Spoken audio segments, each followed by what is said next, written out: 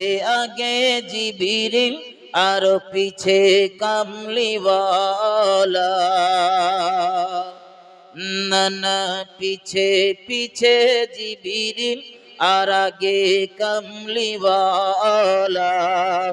মারহাবা মারহাবা বলো, মারহাবা মারহাবা। আল্লাহুম্মা সাল্লি আলা সাইয়্যিদিনা ওয়া আলা আলি সাইয়্যিদিনা।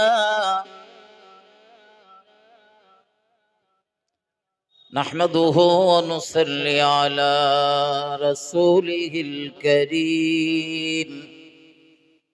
আম্মা বা'দ। فقد قال الله تعالى في كلام المجيد وفي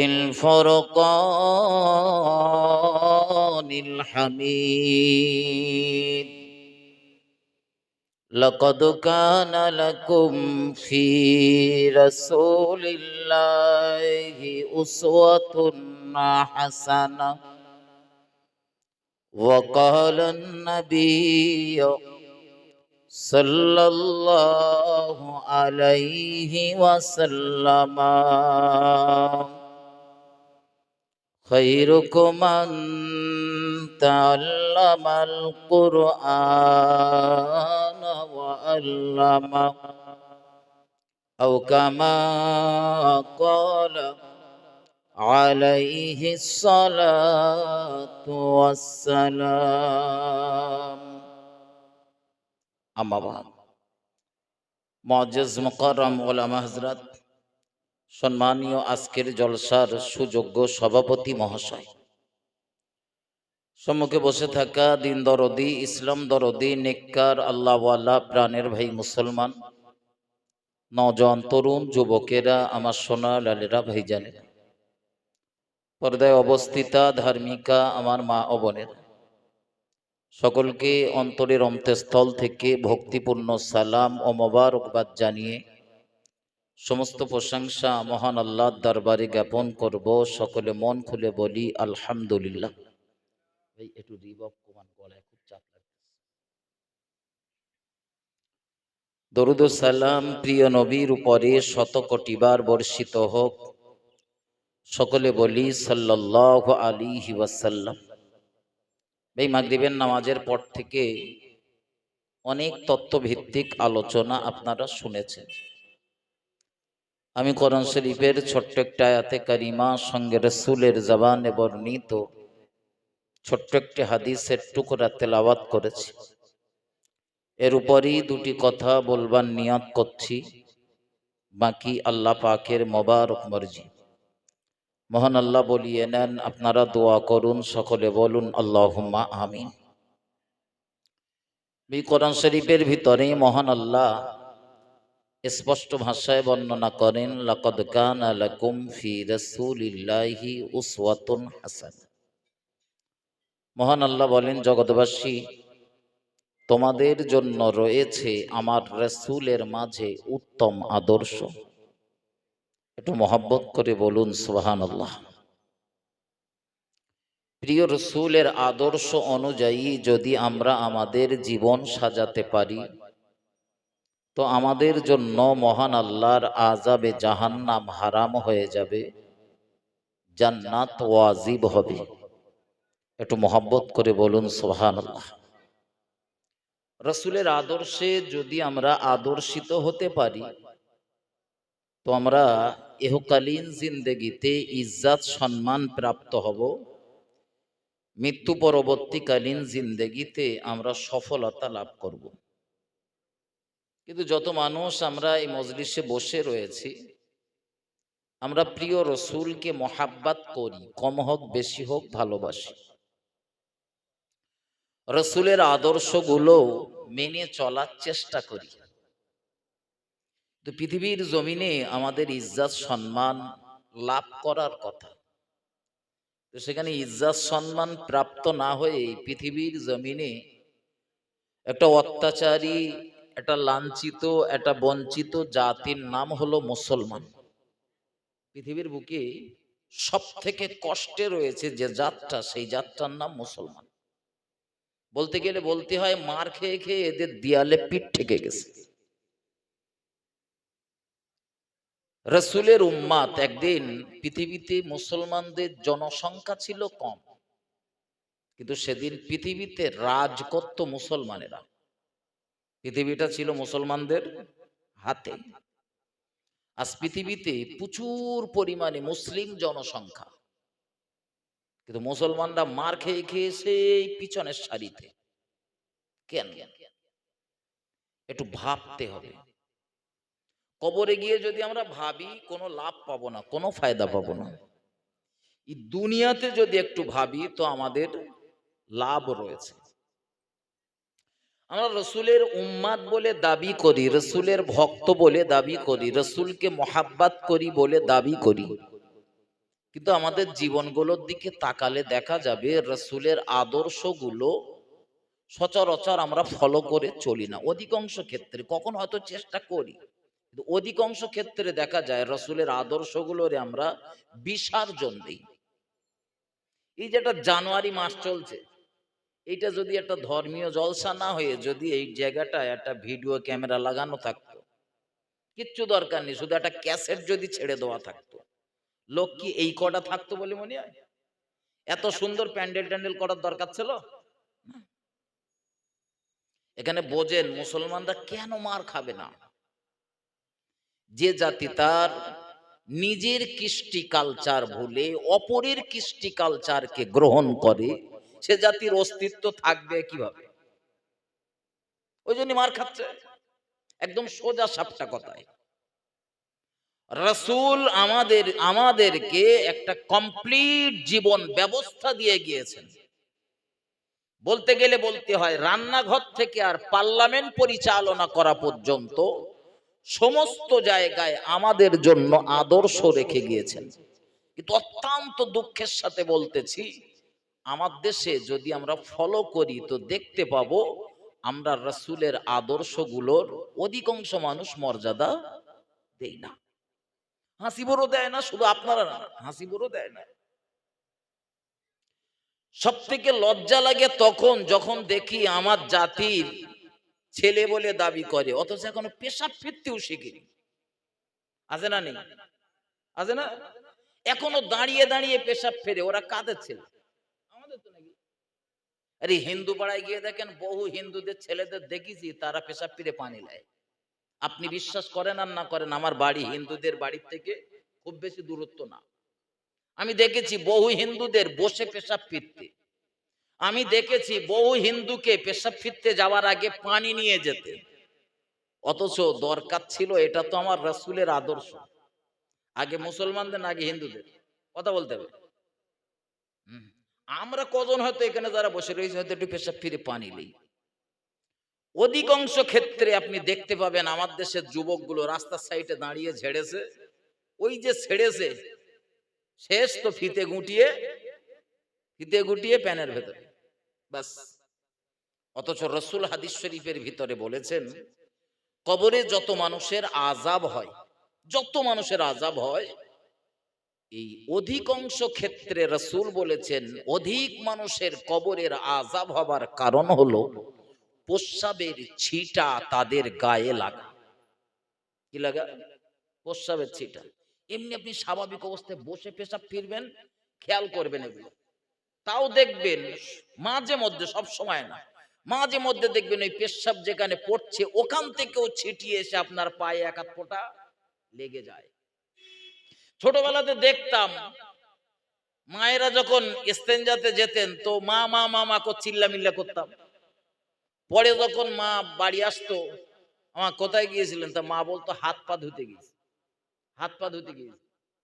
তখন বিষয়টা বুঝতাম না, এখন বিষয়টা খুব ভালো রকম বুঝি, যে পেশাব ফিরতে গেলেও আপনি রাসূলের সুন্নতি পদ্ধতি অনুযায়ী পেশাব ফিরতে বসেছেন, তারপরেও হয়তো সামান্য একটু ছিটা আপনার পায়ে লেগে যেতে পারে। এজন্যে তখন দেখতাম যারা মুরব্বী, যারা বয়স্ক, তারা পেশাব ঘরতে বেরিয়ে এসে একটু লোটায় পানি নিয়ে পাটা ধুয়ে নিতেন। পাটা নিত না, দিত না, কত বলেন? যাতে সামান্য আমার অগোচরে যদি এক ফোঁটা লেগে যায় তো ওটা যেন পরিষ্কার হয়ে যায়। আমরা সভ্য জাতি, সভ্য জাতি বলে চিল্লুই, অথচ পেশাব ফিরে ওইভাবে ফিতে গুঁটকে যাওয়ার ভেতরে ভরতেছি। ওটা সভ্য জাতির কাজ না, অসভ্য জাতির কাজ ওটা। আমার কথায় রাগ হচ্ছে নাকি? পেশাবের কথা বলতেছি তাই হয়তো অনেকে রাগ হতে পারে, কিন্তু বিশ্বাস করেন আমার জাতির শতকরা ৮০ জন পেশাব ফিরতে পারে না। কতজন বলিস বলেন দিন? ১০০-র ভিতরে ৮০। ৯০-৯৫টা বললি ভালো হতো, আমি একটু কম করে বলিস। আমার গ্রামের আপনার মহল্লাতে যে যুবকগুলো বসবাস করে, আপনি কাল থেকে সার্ভে করেন, দেখেন হাসিবুরের কথা ঠিক না ভুল। অথচ রাসূল আমাদেরকে শিক্ষা দিয়েছেন পেশাব ঘরে কিভাবে যাব, কিভাবে বার হব, কিভাবে সেখানে পেশাব ফিরবো, সব শিক্ষা আমাদের দিয়েছে। আমার জাতির একটা যুবকের ডেকে জিজ্ঞাসা করেন দিন দেখি বলতে। অথচ খেলাধুলোয়, তারপরে গান বাজনায় ও ফাঁস, একদম ফাঁস কাতারে। আমার সোনার বন্ধুরা, আমার রাগ করলে হবে না, এগিয়ে চলুন। আল্লাহ পাকের নবী জনাবে মুহাম্মদুর রাসূলুল্লাহ সাল্লাল্লাহু আলাইহি ওয়াসাল্লাম, নবী আমার সোনার জামানে বর্ণনা করেছেন কবরে যত মানুষের আযাব হয়, অধিকাংশ মানুষের কবরের আযাব হবার কারণ হলো প্রস্রাবের ছিটা গায়ে লাগার কারণে। সবার আগে আমাদের পেশাব থেকে বাঁচার দরকার, ঠিক না ভুল কথা বলেন? পেশাব ঘরে গেলি আর ফিরে বেরিয়ে এলাম, এর নাম পেশাব ফেরানো। নবী আপনাকে কি সুন্দর পদ্ধতি শিখিয়েছেন। উম্মতেরা, তোমার যখন ইস্তেঞ্জার প্রয়োজন হবে, তুমি যখন ইস্তেঞ্জার সংকল্প করবে, নিয়াত করবে, ইস্তেঞ্জাতে যাবার সময় ও ঘরে ঢোকার সময় তুমি তোমার বাম পাটা দেবে আগে। আগে ডান পা না বলো, ঘুরিয়ে যাচ্ছে, কোনটা আগে যাচ্ছে কোনটা পরে যাচ্ছে ওটা দেখার দরকার চলতেছে। রাসূল শিখিয়েছেন আপনি ইস্তেঞ্জাতে যাবেন, আগে দেবেন বাম পা। বোঝানোর জন্য বলছি, মাথায় ভালোভাবে রেখে দেবেন। মসজিদে ঢুকতে গেলে প্রথম দিতে হয় ডান পা, আর পেশাব পায়খানাতে যেতে গেলে ঠিক তার উল্টোটা, প্রথম দিতে হয় বাম পা, মসজিদে দিতে হয় ডান পা, আর পেশাব ঘর পায়খানা ঘরে গেলে দিতে হয় বাম পা। এবারে আপনি পেশাব ঘরের ভিতরে চলে গেলেন, যদি ওখানে পাদানি থাকে, পাদানি এটা ইট টিট থাকে না, ওটা যদি বিছানো থাকে তো ওর ওপরে আপনি দেবেন ডান পা। খুব ভালোভাবে মাথায় ঢোকান, হাসিবুরের বানানো কথা বলছে না, প্রিয় নবী আপনাদেরকে শিখিয়েছেন, শিক্ষা নেন। জীবনে কত শিক্ষায় তো দিয়েছেন, আজ একটু পেশাব ফিরতে হয় কিভাবে শিখে বাড়ি যান। আল্লাহর নবী জানিয়েছেন, এবারে আপনি পেশাব ফিরতে বসেছেন, ধীর স্থিরতার সাথে পেশাব ফেরেন, তাড়াহুড়া করবেন না। তাড়াহুড়ো করা ঠিক না। ওই তাড়াহুড়ো করে আপনি তাড়াতাড়ি উঠে এলেন, দেখা গেল সেই উঠে আসার পরে এক ফোঁটা টপাস করে টুকে পড়েছে, তো সে সারাদিন আমি এত কষ্ট করে পানিটা নিলে যাওয়ার আর কোনো মানে হলো? ইস্তিনজা যখন একদম শেষ করবেন, যখন দেখবেন আর ফোঁটা কাটছে না, প্রয়োজনে একটু গলা খাঁকাত দিয়ে নেন, একটু গলা খাঁকাত দিয়ে নেন, দেখবেন এক আধ ফোঁটা যদি থাকে সেটাও বেরিয়ে আসবে। তাহলে আর উঠলে আর কাপড় অপবিত্র হওয়ার ভয় থাকবে না। ও বন্ধু, এবার যখন ওখান থেকে বেরিয়ে আসবেন, প্রথম দুনিয়ার দিকে আপনাকে দিতে হবে ডান পা। খুব ভালোভাবে মাথায় নেন, আমি একটু আগে বলে ফেলেছি যে রাসূল শিখিয়েছেন রান্নাঘর থেকে আর পার্লামেন্ট পরিচালনা করা পর্যন্ত নবী কি শিখিয়েছেন উম্মতদিগকে। আমি দুটো একটা আদর্শের কথা বলছি, মাথায় ঢোকান। ও বন্ধু, পেশাব পায়খানা ঘর থেকে বাইরে বেরিয়ে এসেছেন, সুন্দর একটা দোয়া রয়েছে, ঢোকার আগে সুন্দর একটা দোয়া রয়েছে। এগুলো আমরা সব জানি, বলেন জানি না? যদি কেউ না জানেন ভাই একবার বলে দিলে মুখস্থ হবে না। বাজারের দোকানে দেখবেন হুজুর সাল্লাল্লাহু আলাইহি ওয়াসাল্লামের মাসনুন দোয়ার একটা বই পাওয়া যায়, 10 টাকা 15 টাকা দাম, এরকম ছোট বই, 10-15 টাকা দাম, এটা কিনে নেবেন। জীবনে কত পয়সা তো কত দিকে নষ্ট হয়ে যায়। বইটাতে দেখবেন কোন ক্ষেত্রে কোন দোয়া পড়তে হয় তার উপরে বাংলায় লিখে দেওয়া রয়েছে, এটা পেশাব ঘরে ঢোকার আগের দোয়া। তারপরে দেখবেন আরবিতে লেখা রয়েছে, তার তলায় দেখবেন বাংলায় উচ্চারণ করে দেওয়া রয়েছে, তার তলায় দেখবেন ওই দোয়াটার মানে কি সেটাও লিখে দেওয়া রয়েছে। একটু কিনে পড়বেন। আজ আমার জাতির মুসলমানদের ধর্মীয় গ্রন্থের নাম হলো কোরআন। এই কোরআনের যে আয়াতটা প্রথম পৃথিবীতে এসেছিল, জিবরাইল আমিন প্রিয় রাসূলকে এসে প্রথম বলেছিলেন ইকরা, পড়ো। কি বলেন বলেন? পড়ো। আমার জাতির পিছিয়ে পড়ার আর একটা কারণ হলো পড়াশোনা আমরা বলেন বলেন কম করি। যে টোটাল ভারতবর্ষের ভিতরে সব থেকে উন্নত মুসলমানেরা কেরালায়। কোথায় বলেছি বলেন দিন? কেরালায়। মিলিয়ে আসেন, আপনি দেখে আসেন। কেরালার বাচ্চাগুলোর সামনে দাঁড় করে দিলে আমাদেরও ভয় লাগে। আল্লাহ সাক্ষ্য রেখে বলতেছি, কেরালার বাচ্চা কটার সামনে যদি আমাদের দাঁড় করিয়ে দেওয়া হয় আমাদের ভয় লাগে। এত সুন্দর তাদের শিক্ষা ব্যবস্থা আপনি কল্পনা করতে পারবেন না। অথচ আমার দেশে সেই কেরালার মডেল নিয়ে দু চার জায়গায়, বেশ কিছু জায়গায় একটু মক্তব পদ্ধতি চালু করেছে, যদি আমার দেশের কিছু ছেলে পিলের একটু শিক্ষিত করা যায়। এই ভালো কাজ, তাতেও একদল লোকে সহ্য হয় না, শুধু কাটি শুধু কাটি শুধু কাটি। আছে না নেই?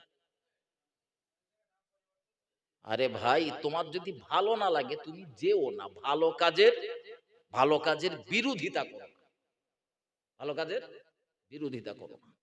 তোমার ছেলেটা লেখাপড়া শিখুক, তোমার ছেলে নেই, হাসিবুরের তো ছেলে নেই, হাসিবুরের মেয়েটাও শিক্ষা অর্জন। প্রত্যেক মুসলিম নরনারীর জন্য জ্ঞান অর্জন করা হলো ফরজ, অত্যাবশ্যক, অবশ্যই পালনীয়। অথচ জাতির সব থেকে অভাব এই জায়গাটা। ঠিক বলতেছি না ভুল বলতেছি? সব থেকে অভাব এই জায়গাটা। আর আমাদেরও দোষ বলো কম না, বলো আমাদেরও দোষ কম। ছেলের 10 বছর 12 বছর বয়স হয়েছে তো অমনি মাটিলে যাচ্ছে। 10 বছর বয়স হয়েছে ছেলের, অমনি সেলাই মেশিনের দর্জি হিসাবে খাড়া করে দিচ্ছি, চার দোকানে পাঠিয়ে দিচ্ছি, এই করতে পাঠাচ্ছি সেই করতে পাঠাচ্ছি। যে এত অল্প বয়সে ওই বাচ্চাটার হাতে যদি টাকা ওঠে, ওর কি আর লেখাপড়া হবে বলে মনে হয়? প্রথম তো জ্বালাচ্ছি আমরা, প্রথম শেষ করতেছি আমরা। এই জন্য কেরালা মডেল কোন জায়গায় চালু করতে গেলে ওতে দেখবেন একটা কলম রয়েছে যে 18 বছরের আগে কোনো বাচ্চারে কোনো কাজে আপনি ঢোকাতে পারবেন না, পড়াশোনা বাদ দিয়ে অন্য কোনো কাজে ঢোকাতে পারবেন। আমার ভাই ও বাবাজিরা, আমার আলোচনা আমার এখানে নয়, ফিরে চলুন। আমি আপনাদের যে কথা বোঝাচ্ছিলাম, আল্লাহ পাকের নবী জনাবে মুহাম্মদুর রাসূলুল্লাহ সাল্লাল্লাহু আলাইহি ওয়াসাল্লামের জীবনের দিকে তাকিয়ে দেখুন। আল্লাহ পাকের নবী মুহাম্মদুর রাসূলুল্লাহ সাল্লাল্লাহু আলাইহি ওয়াসাল্লাম উম্মতকে সম্মানিত করার জন্য, বেউজ্জতির হাত থেকে বাঁচানোর জন্য, জাহান্নামের আগুন থেকে বাঁচিয়ে জান্নাতের বাসিন্দা বানানোর জন্য কত সুন্দর সুন্দর আদর্শ রেখে গিয়েছেন। রাসূলের জীবনের দিকে তাকিয়ে দেখুন। আল্লাহ পাকের নবী জনাবে মুহাম্মদুর রাসূলুল্লাহ সাল্লাল্লাহু আলাইহি ওয়াসাল্লাম জীবনে কোনোদিন ইচ্ছাকৃত একটা ওয়াক্তের জন্যও নামাজ কাজা করেনি। একটু মহব্বত করে বলুন সুবহানাল্লাহ, আর একটু ভক্তি ভরে বলুন সুবহানাল্লাহ। ও বাবাজি ভাইজানেরা, তবে যদি বলি আমার নবীর জীবনে কখনোই নামাজ কাজা হয়নি, এ কথাটা বলা আমার ভুল হবে। কারণ আমার নবীর জীবনে নামাজ কাজা হয়েছে। কাজা হয়েছে বলি তো কাজা নামাজের নিয়ম পদ্ধতিটা পেয়েছি, অন্যথায় পেতাম না। ওটাও আমাদের জন্য রহমত। একটু মহব্বত করে বলুন সুবহানাল্লাহ। আল্লাহর নবী সব আদর্শ আপনাকে মানতে হবে না, কিছু কিছু আদর্শ আমার নবীর জন্য খাস, ওগুলো আপনার মানা লাগবে না। যেমন বিশ্ব নবী বিবাহ করেছিলেন 9, মতান্তরে 11টা, মতান্তরে 13টা। কিন্তু আমরা ইমানদারেরা খুব বেশি বেশি হলি কটা পারবো? যদি বলি নবী করেছে 9টা, 13টা, 11টা, আমরা পারবো না কেন? ওটা নবীর জন্য, বলেন বলেন, খাস, ওটা আমাদের জন্য না। এই জন্য যারা বলে শুধু কোরআন আর হাদিস মানবো, আমি বলো সব হাদিস মানা যাবে? নবী তো বিবাহ করেছেন 9টা অথবা 11টা অথবা 13টা। আপনি যদি বলেন ওই হাদিসই তো রয়েছে, নবী করেছে, নবী কি ভুল করেছে? আমিও করব, চলবে? কথা বলেন। এই জন্যই তো শিক্ষার দরকার। আপনার ছেলে ডাক্তার হোক, মাস্টার হোক, উকিল হোক, ইঞ্জিনিয়ার হোক, সব হোক, কোনো দুঃখ নেই।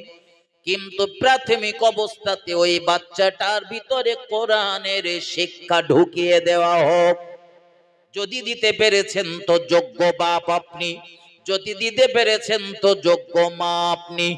আপনার ওই বেটাটা বড় হলে যত বড় ডাক্তার, যত বড় মাস্টার, যত বড় উকিল, যত বড় লয়ার হোক না কেন, ওর ভিতরে আল্লাহর ভয় থাকবে। দুনিয়া জমিনে কোনো কাজ কামের ক্ষেত্রে দেখা যাবে ওই ছেলেটার দ্বারা কখনো ওইকে সুদের আশ্রয় নেবে না, কখনো সে ঘুষের ধারে পাশে যাবে না। আল্লাহর নবীর জীবনের দিকে তাকিয়ে দেখুন, মুহাম্মাদুর রাসূলুল্লাহ সাল্লাল্লাহু আলাইহি ওয়াসাল্লাম, নবী আমার জীবনে কখনো সুদের ধারে পাশে যায়নি, নবী জীবনে কখনো ঘুষের ধারে পাশে যায়নি।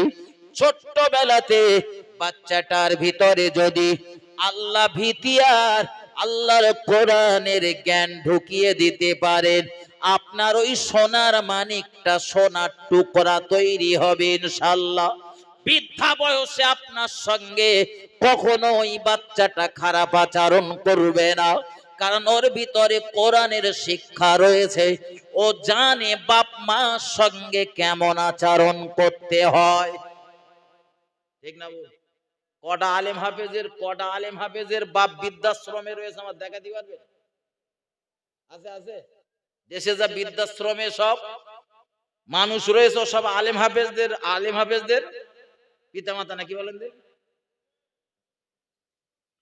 কেন রাসূল বলেছেন প্রত্যেক মুসলিম নরনারীর জন্য জ্ঞান অর্জন করা ফরজ? এগিয়ে চলুন বন্ধু, আরো দুটো কথা মাথায় ঢোকান। আল্লাহ পাকের নবী জনাবে মুহাম্মদুর রাসূলুল্লাহ জীবনে বলেছি, কখনোই ইচ্ছাকৃত একটা ওয়াক্তের জন্য নামাজ কাজা হয়নি। আর আমাদের জীবনগুলোতে দেখলে দেখা যাবে আমরা অহরহ নামাজ কাজা করতেছি। ঠিক না ভুল কথা বলেন? আমি নামাজ পড়ার রস করি না, চিন্তা নেই আপনাদের, একবারও বলবো না নামাজ পড়ার কথা। পড়তে হয় পড়েন, না হয় না পড়েন।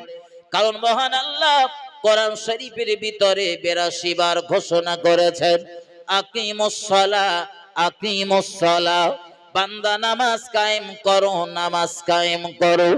ওগো আল্লাহর বান্দা, এবারে তুমি চিন্তা করো নামাজ পড়বে কি পড়বে না। জান্নাত রেডি, জাহান্নাম রেডি। নামাজ পড়লে তুমি জান্নাতি হতে পারবে, নামাজ না পড়লে তুমি জাহান্নামী। কারণ প্রিয় নবী হাদিস শরীফের ভিতরে জানিয়েছেন, as-salatu মিফতাহুল জান্নাহ, নামাজ হলো জান্নাতের চাবি। একটু মহব্বত করে বলুন সুবহানাল্লাহ, আর একটু ভক্তি ভরে বলুন সুবহানাল্লাহ। নামাজের কথা বললে একদল মানুষ রয়েছে তাদের একটু রাগ হয়। আমি বিশ্বাস করে ঘুরিয়ে দেন, বক্সে ঘুরিয়ে দেন, একজন উঠে ঘুরিয়ে দেন। ওদের দেখতে হবে না, আপনারা একটু ঘুরিয়ে দেন, বক্সটা ঘুরিয়ে দেন। আমার ভাই বাবাজিরা আমার, ওইদিকে ঘুরিয়ে দেন, মসজিদের দিকে ঘুরিয়ে দেন।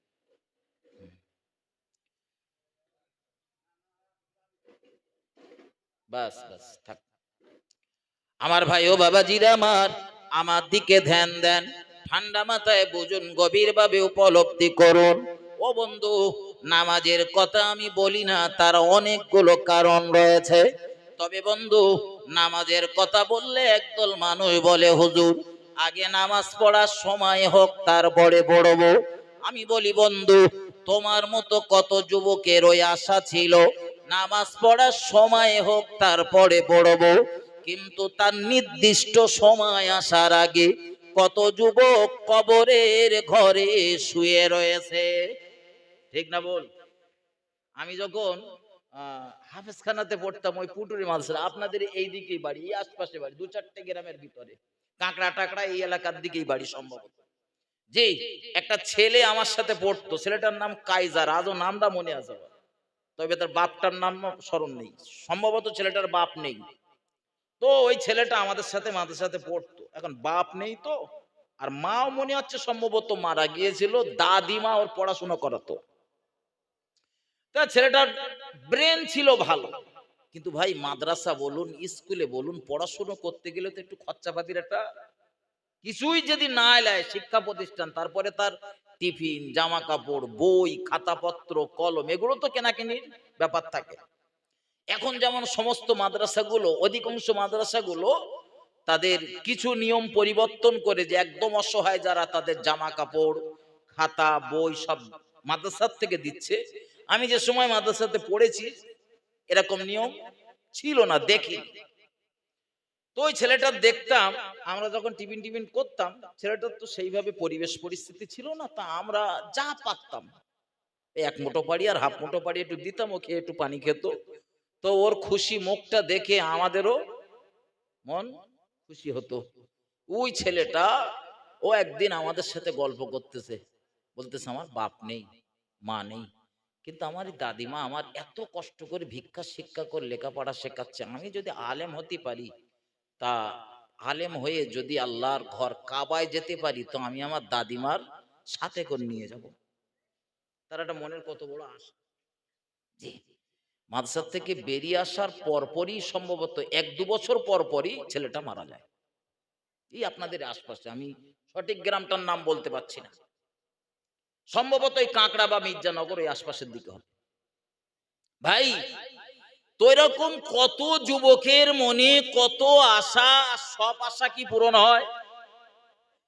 যে যুবকগুলো আজ আশা দেখাচ্ছে, হুজুর আমাদের নামাজ পড়ার সময় হোক তারপরে পড়বানি, আচ্ছা তুমি যে 100 বছর বাঁচবা তার কোনো নিশ্চয়তা আছে? এই পৃথিবীতে একজনই জানতো যে সে কত বছর বাঁচবে, আর আমরা কেউ জানি না। যে ব্যক্তিটা জানতেন তিনি তো ছিলেন পৃথিবীর প্রথম মানুষ, পৃথিবীর প্রথম মানুষ। লোকটার নাম বলেন বলেন, হ্যাঁ, হযরত নবী আদম আলাইহিস সালাম।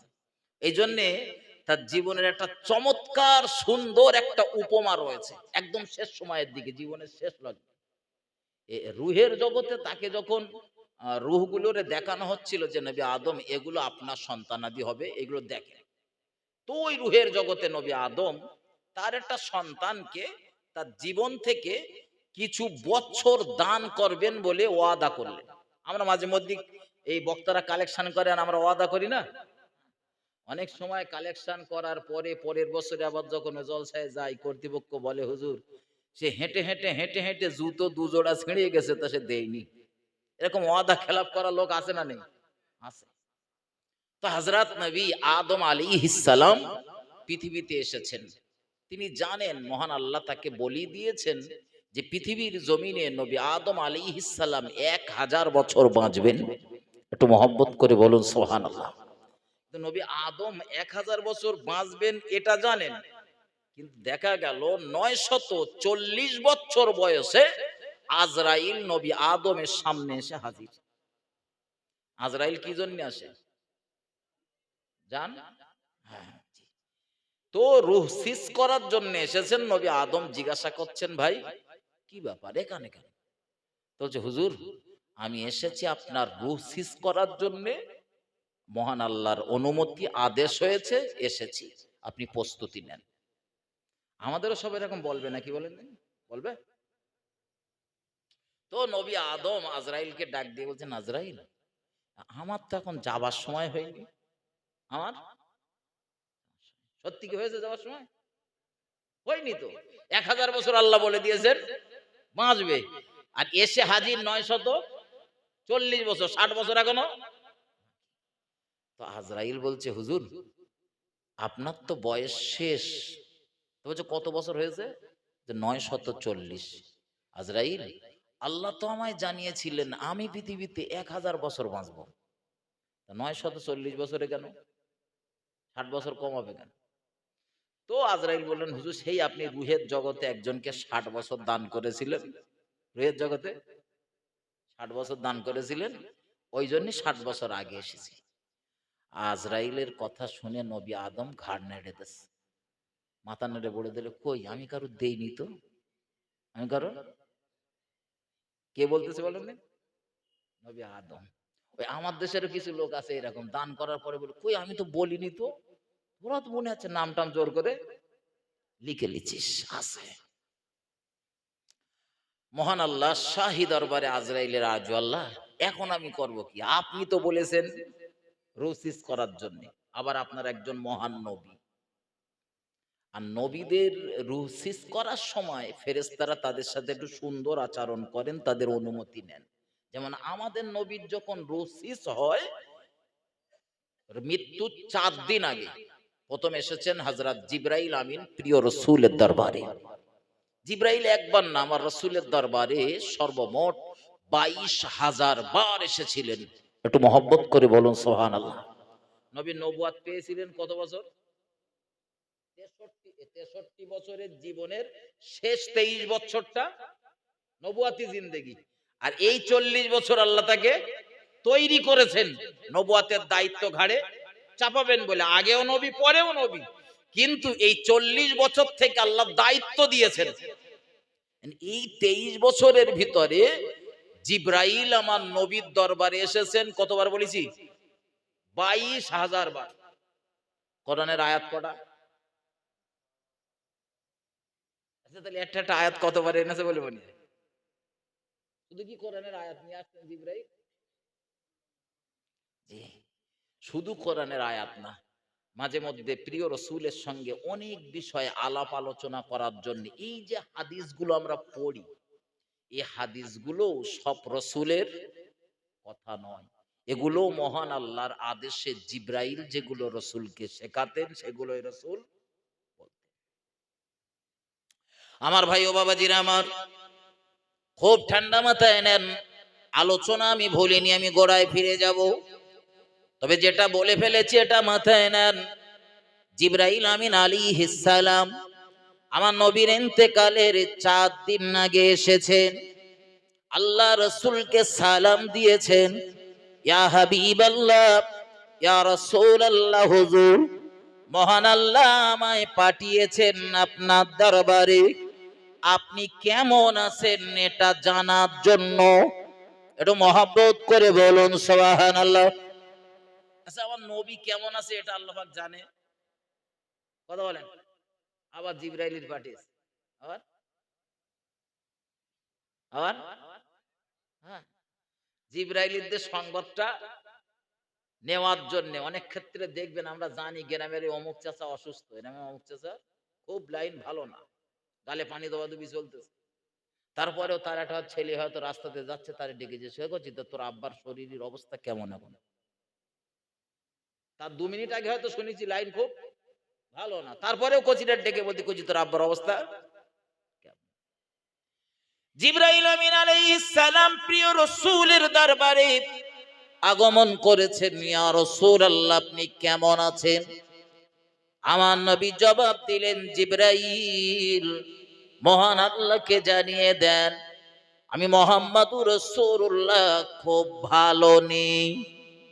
খুব, তার মানে রাসূল অসুস্থ না সুস্থ? কথা বলতে হবে। আমি নামাজের কথা বলতেছিলাম না, আমি ভুলিনি বলো আজ, ঠিক আমি সেই নামাজেই যাব ইনশাআল্লাহ, চিন্তা নেই। আল্লাহর নবী মুহাম্মদুর রাসূলুল্লাহ সংবাদ দিলেন জিবরাইলের কাছে। জিবরাইল ফেরত গেলেন। দ্বিতীয় দিন দেখা গেল আবার জিবরাইল আমিনের আগমন পাবে জিবরিল দিয়ে। ইয়া রাসূলুল্লাহ, ইয়া হাবিবাল্লাহ, হুজুর আপনি কেমন আছেন? আমার নবী সংবাদ দিলেন, জিবরাইল আবার চলে গেল।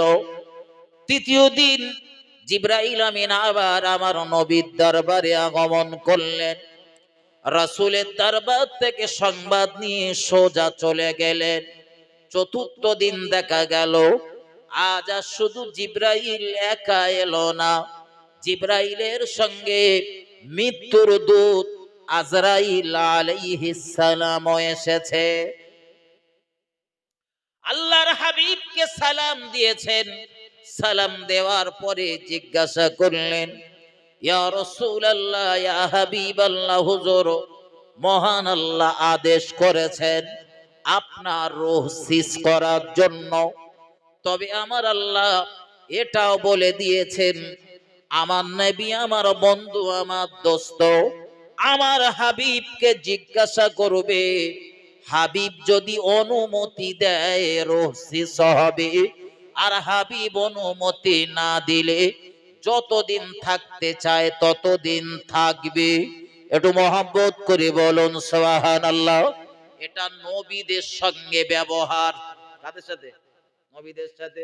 না, আমার কাছে আসার পরে আমি যদি বলি, ভাই আজকের আর এসো না, রাত্রি গভীরে দাওয়াত রয়েছে, ওইটা সেরে আসি, কালকের এসে কোন আসবে? ও বন্ধু, বিশ্ব নবী মুহাম্মদুর রাসূলুল্লাহ দরবার থেকে অনুমতি কামনা করলেন। আমার নবী অনুমতি দিলেন। তবে আজরাইল আমার নবীর রূহ সিজ করলেন। অনুমতি ছাড়া রূহ সিজ হয়নি। ঠিক নবী আদম আলাইহিস সালাম তার কাছে অনুমতি চাইলেন, কিন্তু নবী আদম তো এক কথায় বলে দিলেন, আমার এখন যাবার সময় হয়নি, এখনো আমার 60 বছর বাকি রয়েছে। আজরাইল মহান আল্লাহ শাহী দরবারে জিজ্ঞাসা করলেন, আল্লাহ এখন আমি করব কি? আমার রব ডাক দিয়ে বলেন, আজরাইল, আমি আমার নবী আদমের নসিবে এটাই লিখে রেখেছিলাম, ফিরে এসো আজরাইল। 1000 বছর হায়াত সমাধা হলে তবেই আমার নবী আদমের রূহ সিজ হবে। একটু মহব্বত করে বলুন সুবহানাল্লাহ। নবীদের বলে অনুমতি নিয়েছেন না, আমাদের হলে কোনো অনুমতির প্রয়োজন নেই। যেমন নবী মুসা আলাইহিস সালামের দরবারে আজরাইলের আগমন, মানুষের রূপ নিয়ে ঘরের ভিতরে ঢুকেছে। হযরত নবী মুসা জিজ্ঞাসা করলেন, কে তুমি? জবাব এলো, আমি মৃত্যুর দূত আজরাইল আলাইহিস সালাম। বলে, কি জন্য এসেছো? বলে, হুজুর আপনার রূহ সিজ করার জন্য এসেছি। কাছের কাছে ছোটাচ্ছি, রূহ সিজ করা। বুখারী শরীফের বর্ণনা, আল্লাহর নবী জানিয়েছেন, আজরাইল নিকটে যেই এসেছে নবী মুসা সপাটে চড় মেরেছে। এমন চড় মেরেছে আজরাইলের মুখের উপরে বাড়ি কষেছে চড়টা। এই অশ্বনি আবার বাড়িকে যেন নিয়াত করবেন না, আমাদের বাড়ি আজরাইল আসলে আমরাও কষাবো। ও বন্ধু, আজরাইল মার দেবার কারণ হলো বিনা অনুমতিতে সালাম কালাম সালাম ব্যতীত, অনুমতি ব্যতীত ঘরে ঢোকার কারণে মার কষিয়েছে। এবারে নবী মুসা আজরাইলকে জিজ্ঞাসা করলেন, আজরাইল বলো কি জন্য এসেছো? বলে, হুজুর আপনার রূহ সিজ করার জন্য এসেছি। নবী মুসা তিনিও বেঁকে বসলেন, আমি যাব না আজরাইল, আমার যেতে মন চায় না। আচ্ছা, আমরা যদি বলি আজরাইল ফিরে চলে যাবে নাকি বলেন? বললো, ঠিক আছে, তোমার যখন জাতি ইচ্ছা হয় না তার 1টা বছর থাকো, সামনে বছরের বৈশাখ মাসের 15 তারিখ আসবানি, তার মাঝখানে জানুয়ারির 1ম তারিখ আর 31 নাইট হবে না, ওগুলো একটু নাচানাচি টাচি করে লিয়ে গুনি, তারপর আসবান। হযরত আজরাইল আলাইহিস সালাম কি মহান আল্লাহ ডাক দিয়ে বললেন, আমার ফারিস্তা আজরাইল তুমি পারবে না, তুমি চলে এসো। ওটা আমার নবী মূসা, আমার একটু কথা বলা লাগবে। আমি আল্লাহ আমার নবী মূসারে বড় রাগী নবী বানিয়েছি। আপনার মনে প্রশ্ন জাগতে পারে, হুজুর নবী তো এত রাগী কেন? আসলে আমরা একটা প্রবাদ বাক্য বলি, যেমন কুকুর তেমন মুগুরের দরকার হয়। ফেরাউনের মতো কুকুরের জব্দ করার জন্য নবী মূসার মতো শক্তিশালী নবীর দরকার ছিল, তাই আল্লাহ পাঠিয়েছিলেন। আমার আল্লাহ ডাক দিয়ে বললেন, মূসা তুমি কি আসতে চাও না? নবী মূসা জবাব দিলেন, আল্লাহ এখন আমার যেতে মন চায় না, আমি এখন যাব না। ও আমার পয়গম্বর মূসা, ওই যে সামনে একটা গরু রয়েছে, গরু, ওই গরুটার উপরে তুমি এইভাবে হাত মারো, ওর পিঠের উপরে এইভাবে হাত মারো। তোমার এই হাতের তলায় যতগুলো পশম স্পর্শ করবে, আমি আল্লাহ আমার ওয়াদা প্রত্যেকটা পশমের বিনিময়ে 1 বছর করে তোমার হায়াত আমি বাড়িয়ে দেব। কিন্তু নবী মূসা যেই রকম রাগী, ওই রকম চালাক, ওই রকম বুদ্ধিমান, পাল্টা প্রশ্ন শুনলেন আল্লাহ। হাত মারার পরে হয়তো দেখা গেল 2000 পশম আমার হাতের তলায় ঠেকেছে। 2000 পশমের পরিবর্তে আপনি আমার 2000 বছর হায়াত দিলেন, কিন্তু এই 2000 বছর পরে কি হবে সেইটা বলেন। 2000 বছর হয়তো বেঁচে গেলাম, কিন্তু তারপরে কি হবে? নবী মূসাকে ডাক দিয়ে বলা হলো, নবী মূসা ওই 2000 বছর পরে আবার তোমার আশা লাগবে। আল্লাহ নবী মূসা জবাব দিয়ে বললেন, আল্লাহ সেই যখন যাওয়া লাগবে তো আর দেরি করে লাভ নেই, আজরাইলকে পাঠিয়ে দেন, আমি যেতে প্রস্তুত। একটু মহব্বত করে বলুন সুবহানাল্লাহ।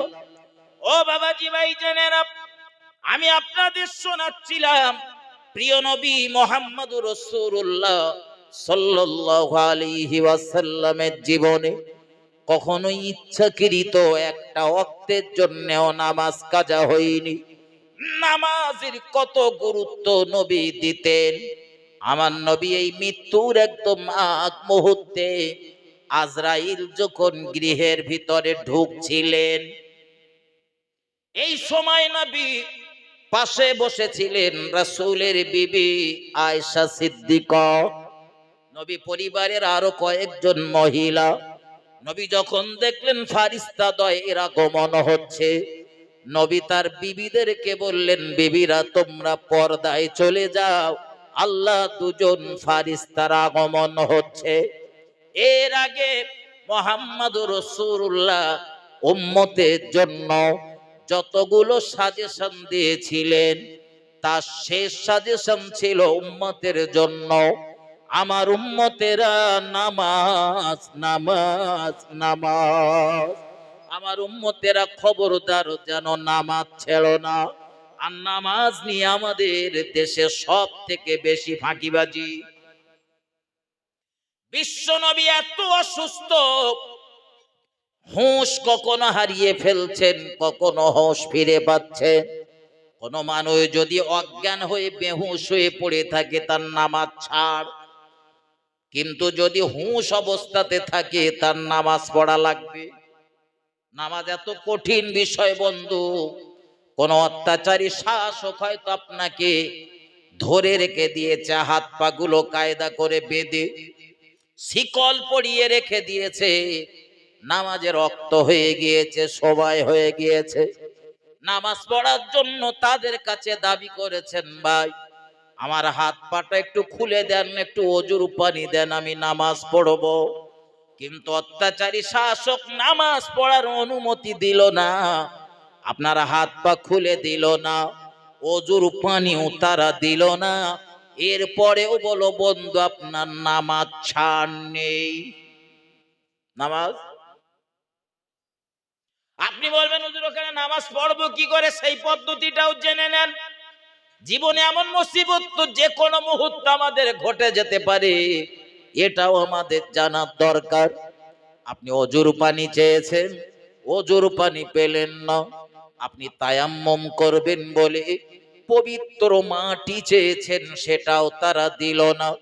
এখানে শরিয়াতের মসলা হলো, হাত পা বাঁধা অবস্থাতে রয়েছেন, নামাজে রক্ত হয়ে গিয়েছে, আপনি নিয়ত করে নেন আপনি পানি দ্বারা অজু করতেছেন। পানি বলো নেই, ওরা দেয়নি পানি, কিন্তু আপনি নিয়ত করেন মনে মনে যে আমি পানি দ্বারা অজু করতেছি।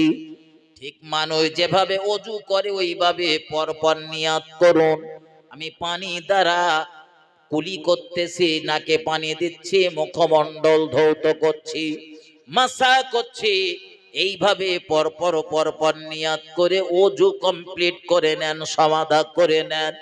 এবারে দাঁড়িয়ে যদি থাকেন, বসতে যদি না পারেন, তো এই দাঁড়ানো অবস্থাতে নামাজের নিয়াত করে নেন, আর ইশারা ইঙ্গিতে নামাজ আদায় করুন। বসে রয়েছেন, উঠতে পাচ্ছেন না, ওই বসা অবস্থাতে নিয়াত করে ইশারা ইঙ্গিতে হলেও নামাজ পড়া লাগবে। বন্ধুরে আমার, নামাজের মশলাগুলো খুব কঠিন। নামাজ ফাঁকি দিয়ে যারা বেড়াচ্ছেন, মাথায় রেখে দাও বন্ধু, একক তো নামাজ তুমি ইচ্ছাকৃত যদি কাজা করছ, ৮০ হোক বা তোমার জাহান্নাম ভোগ করা লাগবে। এজন্যই তো নবী দুনিয়া থেকে বিদায় নেবার আগে যখন জ্ঞান ফিরে পাচ্ছিলেন, কখনো জ্ঞান হারিয়ে ফেলছিলেন, নবী ওই জ্ঞান হারানোর পরে জ্ঞান ফিরে যখন পেলেন, বিবিদের ডাক দিয়ে জিজ্ঞাসা করলেন, বিবিরা, মসজিদুন নববীতে কি আজান হয়ে গিয়েছে? সংবাদ পেলেন হুজুর আজান হয়ে গিয়েছে। আল্লাহর নবী মুহাম্মদুর রাসূলুল্লাহ নামাজে যাবেন, মসজিদুন নববীতে আজান হয়ে গিয়েছে, সাহাবারাও দলে দলে এসে হাজির, নামাজ পড়বেন।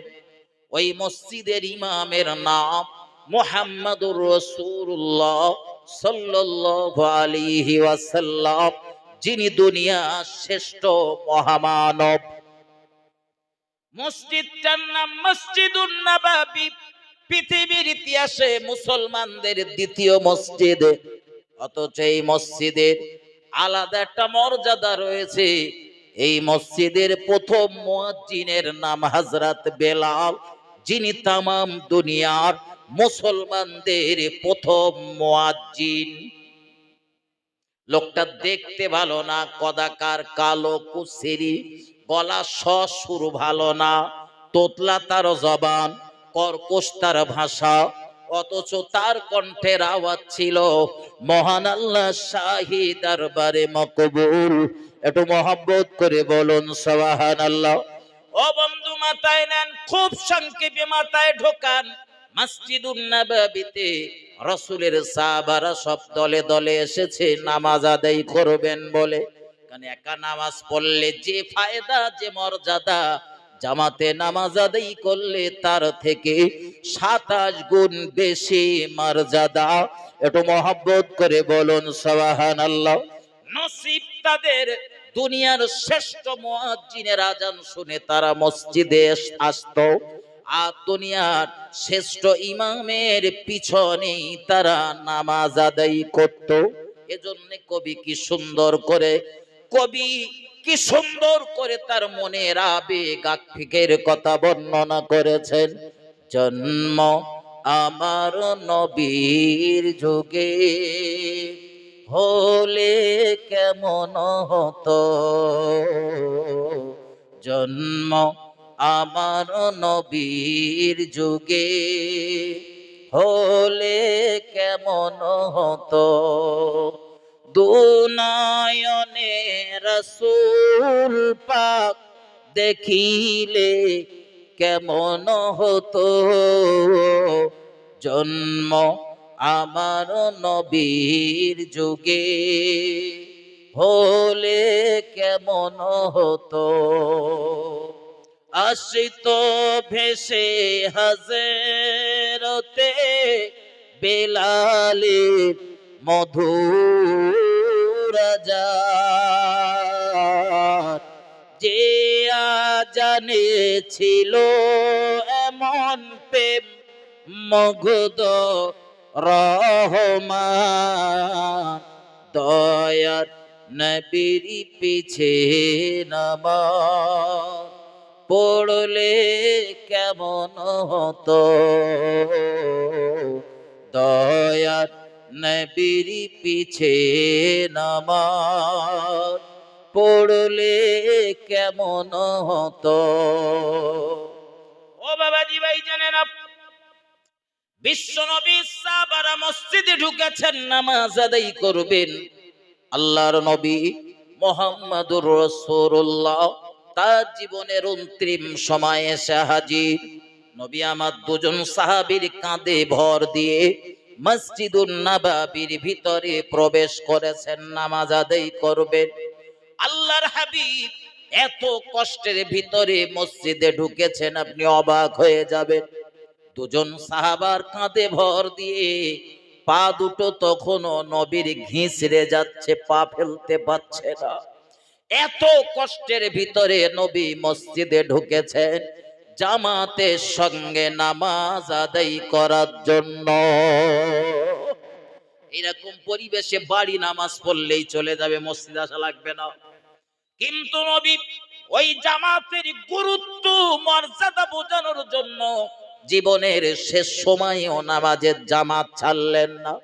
নবী মসজিদে ঢুকে গেলেন, সিদ্দিক আকবর আবু বকরকে ডাক দিলেন, ও আবু বকর, আজ তুমি মসজিদুন নববীর নামাজের ইমামতি করো। হযরত আবু বকর অপারগতা প্রকাশ করলেন, ইয়া রাসূলুল্লাহ, আমি পারবো না। যেখানে আমার নবী হাজির, আমি আবু বকর নামাজ পড়াতে পারবো না। আমি হব ইমাম আর আমার নবী ইক্তেদা করবে, সম্ভব না। এর আগে একদিন হযরত আবু বকর তার আগের দিনই সম্ভবত মসজিদুন নববীতে রাসূলের আসতে দেরি হচ্ছিল। একদম নামাজের অন্তিম সময়ে, শেষ সময়ের দিকে হযরত আবু বকর নামাজের ইমাম হিসাবে দাঁড়িয়ে গেলেন। দেখা গেল মসজিদুন নববীর ভিতরে দয়ার নবী সেদিনও দুজন সাহাবার কাঁধে ভর দিয়ে মসজিদের ভিতরে ঢুকেছেন নামাজ আদায় করবেন বলে। একটু মহব্বত করে বলুন সুবহানাল্লাহ। আল্লাহর হাবিব মসজিদে এসেছেন, এই দৃশ্য দেখে সিদ্দিক আকবর পিছন হটতেছেন, নামাজের ইমাম কিন্তু পেছন হটবেন সংকল্প করেছেন। কারণ বন্ধু, রাসূল এসেছেন, হযরত আবু বকর সংকল্প করে নিয়েছেন নবীর পিছনে নামাজ পড়ব। নবীর পিছনে নামাজ। আল্লাহর নবী ইশারা করে ইঙ্গিতে বললেন, আবু বকর সরার দরকার নেই, পিছিয়ে আসার দরকার নেই, পাশে একটুখানি চেপে দাঁড়াও, আমি রাসূলুল্লাহ তোমার পাশে বসে বসে নামাজ আদায় করব। একটু মহব্বত করে বলুন সুবহানাল্লাহ, আর একটু ভক্তি ভরে বলুন সুবহানাল্লাহ। এত কষ্টের ভিতরে দুজনের কাঁধে ভর দিয়ে নবী মসজিদে এসেছেন। নবী চেয়ার লেছে না টেবিল লেছে? কথা বলেন, কথা বলতে হবে। চেয়ার লেছে? তাহলে আজ আমার দেশে কিছু মসজিদে গেলি চেয়ার আছে না নেই? কোথায় আমদানি হয়েছে? বললি বলে হুজুর মক্কা শরীফই দেখে, মদিনা শরীফই দেখে। তোমার মক্কার মদিনা মুসলমানের দলিল না, মক্কা মদিনা মুসলমানের দলিল না। মুসলমানদের দলিল কোরআন, হাদিস, ইজমা, কিয়াস, এই চারটি। এর বাইরে আর কোনো দলিল নেই। হাসিবুর পড়তেছে, ওটা দলিল না। মুফতি সাহেব পড়তেছে, ওটা দলিল না। কেউ কিছু করলেই যদি দলিল হয়, তাহলে আমি তো আপনাদের বলতেই পারি, ভাই মক্কার কোন মানুষ কোন মানুষকে মার্ডার করতেছে, তাই বলে কি আপনার কি মার্ডার করা জায়েজ হয়ে গেছে? কথা বলেন। মক্কাতে বর্তমানে বেশ্যাখানা খোলা হয়েছে, বেশ্যাখানা। কি বলেছি বলেন দিন?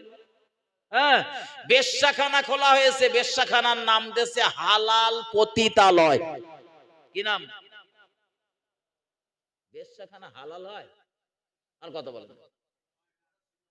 হ্যাঁ, ও সিনেমা হল তো পান্তাবা, গানের কনসার্ট চলতেছে দেশ বিদেশের বিভিন্ন নায়ক নায়িকাদের নিয়ে। তাই বলে আমার দেশের যুবকগুলোর বেশ্যাখানায় যাওয়া, সিনেমা হলে যাওয়া, গানের কনসার্টে যাওয়া কি জায়েজ? কথা বলতে বলি, মক্কায় তুমি চেয়ার দেখে এসেছো, তাই বলে কি তোমার চেয়ারে নামাজ পড়া জায়েজ? চেয়ারে তুমি নামাজ পড়তে পারবে, আমি বলতেছি না যে পারবা না, তবে কোন ক্ষেত্রে চেয়ারে নামাজ পড়া হারাম, আর কোন ক্ষেত্রে চেয়ারে নামাজ পড়া জায়েজ। তোমার যদি খুব চেয়ারে নামাজ পড়ার ইচ্ছা হয়, মন যদি না মানে, একদম যদি একটু চেয়ারে নামাজ না পড়লে বাবু বাবু পানা মনে হয় না, সবার থেকে আমার নামাজটা যদি একটু আলাদা পানা না হয় তা হয়। আপনাদের এদিকে রোগ নেই তো? আপনাদের গ্রামে থাকলে আবার বড় সমস্যা। যদি থাকে, আমি আপনাকে রাগানোর জন্য বলছি না, আপনার ভালোর জন্য বলছি, মাথায় ঢোকান। রাসূলের জীবনের এই অন্তিম মুহূর্তেও নবী চেয়ার ব্যবহার করেনি। আপনি কি মনে করেন নবীর পিরিয়ডে চেয়ার ছিল না? অবশ্যই চেয়ার ছিল। আমরা হাদিস শরীফের ভিতরে পড়েছি নবী চেয়ারে বসে বক্তৃতা করেছেন। বক্তৃতার ক্ষেত্রে নবী চেয়ার ব্যবহার করেছেন, কিন্তু নামাজে চেয়ার নেই। আপনি চেয়ারে নামাজ পড়তে পারবেন, আল্লাহ না করুন হাসিবুরের তো কোনোদিন পড়তে হতে পারে, কিন্তু তার জন্য একটা পদ্ধতি অবলম্বন করতে হয়। আমি কেন বলতেছি এটা, আপনি চেয়ারে নামাজ পড়েন বন্ধু, কিন্তু তার আগে এই পদ্ধতিটা আপনাকে অ্যাপ্লাই করতে হবে। না করে যদি নামাজ পড়েন তো আল্লাহ ভালো জানে আপনার নামাজ হচ্ছে কিনা। কি সেই পদ্ধতি? এলাকার কোন একটা ভালো মুফতি সাহেবের কাছে যেতে হবে। আপনার যে মুফতি সাহেবের কাছে যেতে ইচ্ছা হয় যান, সুন্দর করে একটা দরখাস্ত করেন, ভালো করে লেখেন, মাননীয় মুফতি সাহেব মহাশয়, সারাদিন আমি যখন সাইকেল চালাই তখন আমার কোনো সমস্যা হয় না, ঘন্টার পর ঘন্টা যখন মাটি কাটি, কোদাল কোপাই, তখন কোনো সমস্যা হয় না, ব্যবসার মাল মাথায় করে এ গ্রাম থেকে ও গ্রামে এলে যালি সমস্যা হয় না। তার মানে কোনগুলো সমস্যা হয় আর কোনগুলো হয় না, মোটামুটি একটা সবিস্তার লেখেন। লিখে তলায় এবারে বলেন, হুজুর আমার তো এই অবস্থা, মাজা কোমরের লাইন ভালো না, মাজা ব্যাঁকে না, সেজদায় যেতে পারি না, তো আমি মনে করতেছিলাম চেয়ারে বসে নামাজ পড়বো, তা আপনি অনুমতি দিলি চেয়ারে নামাজ পড়বো, হুজুর আপনি আমার অনুমতিটা দেন। মুফতি সাহেব যদি জেনে বুঝে, ভালো মন্দ একটা বুঝে আপনার জন্য যদি ফতোয়া দিয়ে দেয় যে হ্যাঁ বাবা আপনি চেয়ারে নামাজ পড়তে পারবেন, তো আপনি চেয়ারে নামাজ পড়তে পারবেন। আর মুফতি সাহেব যদি বলে যে আপনার চেয়ারে নামাজ পড়া যাবে না, তো আপনার চেয়ারে নামাজ বলেন বলেন চলবে না। কিন্তু আমার দেশে যারা চেয়ারে নামাজ পড়ে, এরা মুফতি সাহেবের কাছে যায় না নিজেরা মুফতি সাজে? বলেন বলেন বলেন, এরা নিজেরা মুফতি সাজে। সমস্যা তো এই জায়গায়। শরিয়াতি নামাজ পড়ার পদ্ধতি, সুস্থ রয়েছেন দাঁড়িয়ে, অসুস্থ দাঁড়াতে পাচ্ছেন না বসে, আরো অসুস্থ শুয়ে পড়ে, কাত হয়ে ইশারা ইঙ্গিতে পড়েন, মাজা কোমর ব্যাকাতি পাচ্ছেন না, প্রয়োজনে কাবা শরীফের দিকে পা দুটো এইভাবে খেলিয়ে দেন, দিয়ে বসে ইশারা ইঙ্গিতে নামাজ পড়েন। চেয়ারের গল্প এর ভেতরে আছে? এই চেয়ারের গল্পের ভিতরে নেই বলেই চেয়ারে নামাজ পড়তে গেলে মুফতি সাহেবের কাছে যেতে হবে। আর একটা পদ্ধতি রয়েছে, কোন মুসলিম ডাক্তার, ভালো মুসলিম ডাক্তার 5 ওয়াক্ত নামাজ পড়ে, নামাজের গুরুত্ব বোঝে, নামাজের মসলা মসাইল সম্পর্কে জানে বোঝে, এমন কোন ডাক্তার আপনার চিকিৎসা করতে গিয়ে আপনার শরীরের অবস্থা দেখে যদি বলে যে চাচাজি আপনার যা শরীরের অবস্থা, আপনি চেয়ারে নামাজ পড়তে পারবেন, তো আপনি পারবেন। কিন্তু আমার দেশে এই ক্যাটাগরির ডাক্তার খুঁজে পাওয়া দুষ্কর। ডাক্তার প্রচুর রয়েছে, প্রচুর মুসলিম রয়েছে, নামাজও পড়ে, কিন্তু নামাজের মসলা মসাইল সব বোঝে না, গুরুত্ব টুরুত্ব সব বোঝে না। এই জন্য ভালো কোনো মুফতি সাহেবের কাছ থেকে একটু জেনে বুঝে নামাজটা পড়বেন বাবা। নামাজ কবুল করার দায়িত্ব কার? একটু কথা বলেন। আল্লাহর। তা আল্লাহ কবুল করবে। আপনি চেয়ারে নামাজ পড়েন, কিন্তু তার আগে একটু মুফতি সাহেবের কাছ থেকে জেনে বুঝে নেন। একটু দরুদ শরীফ, আল্লাহুম্মা সাল্লি আলা সাইয়্যিদিনা।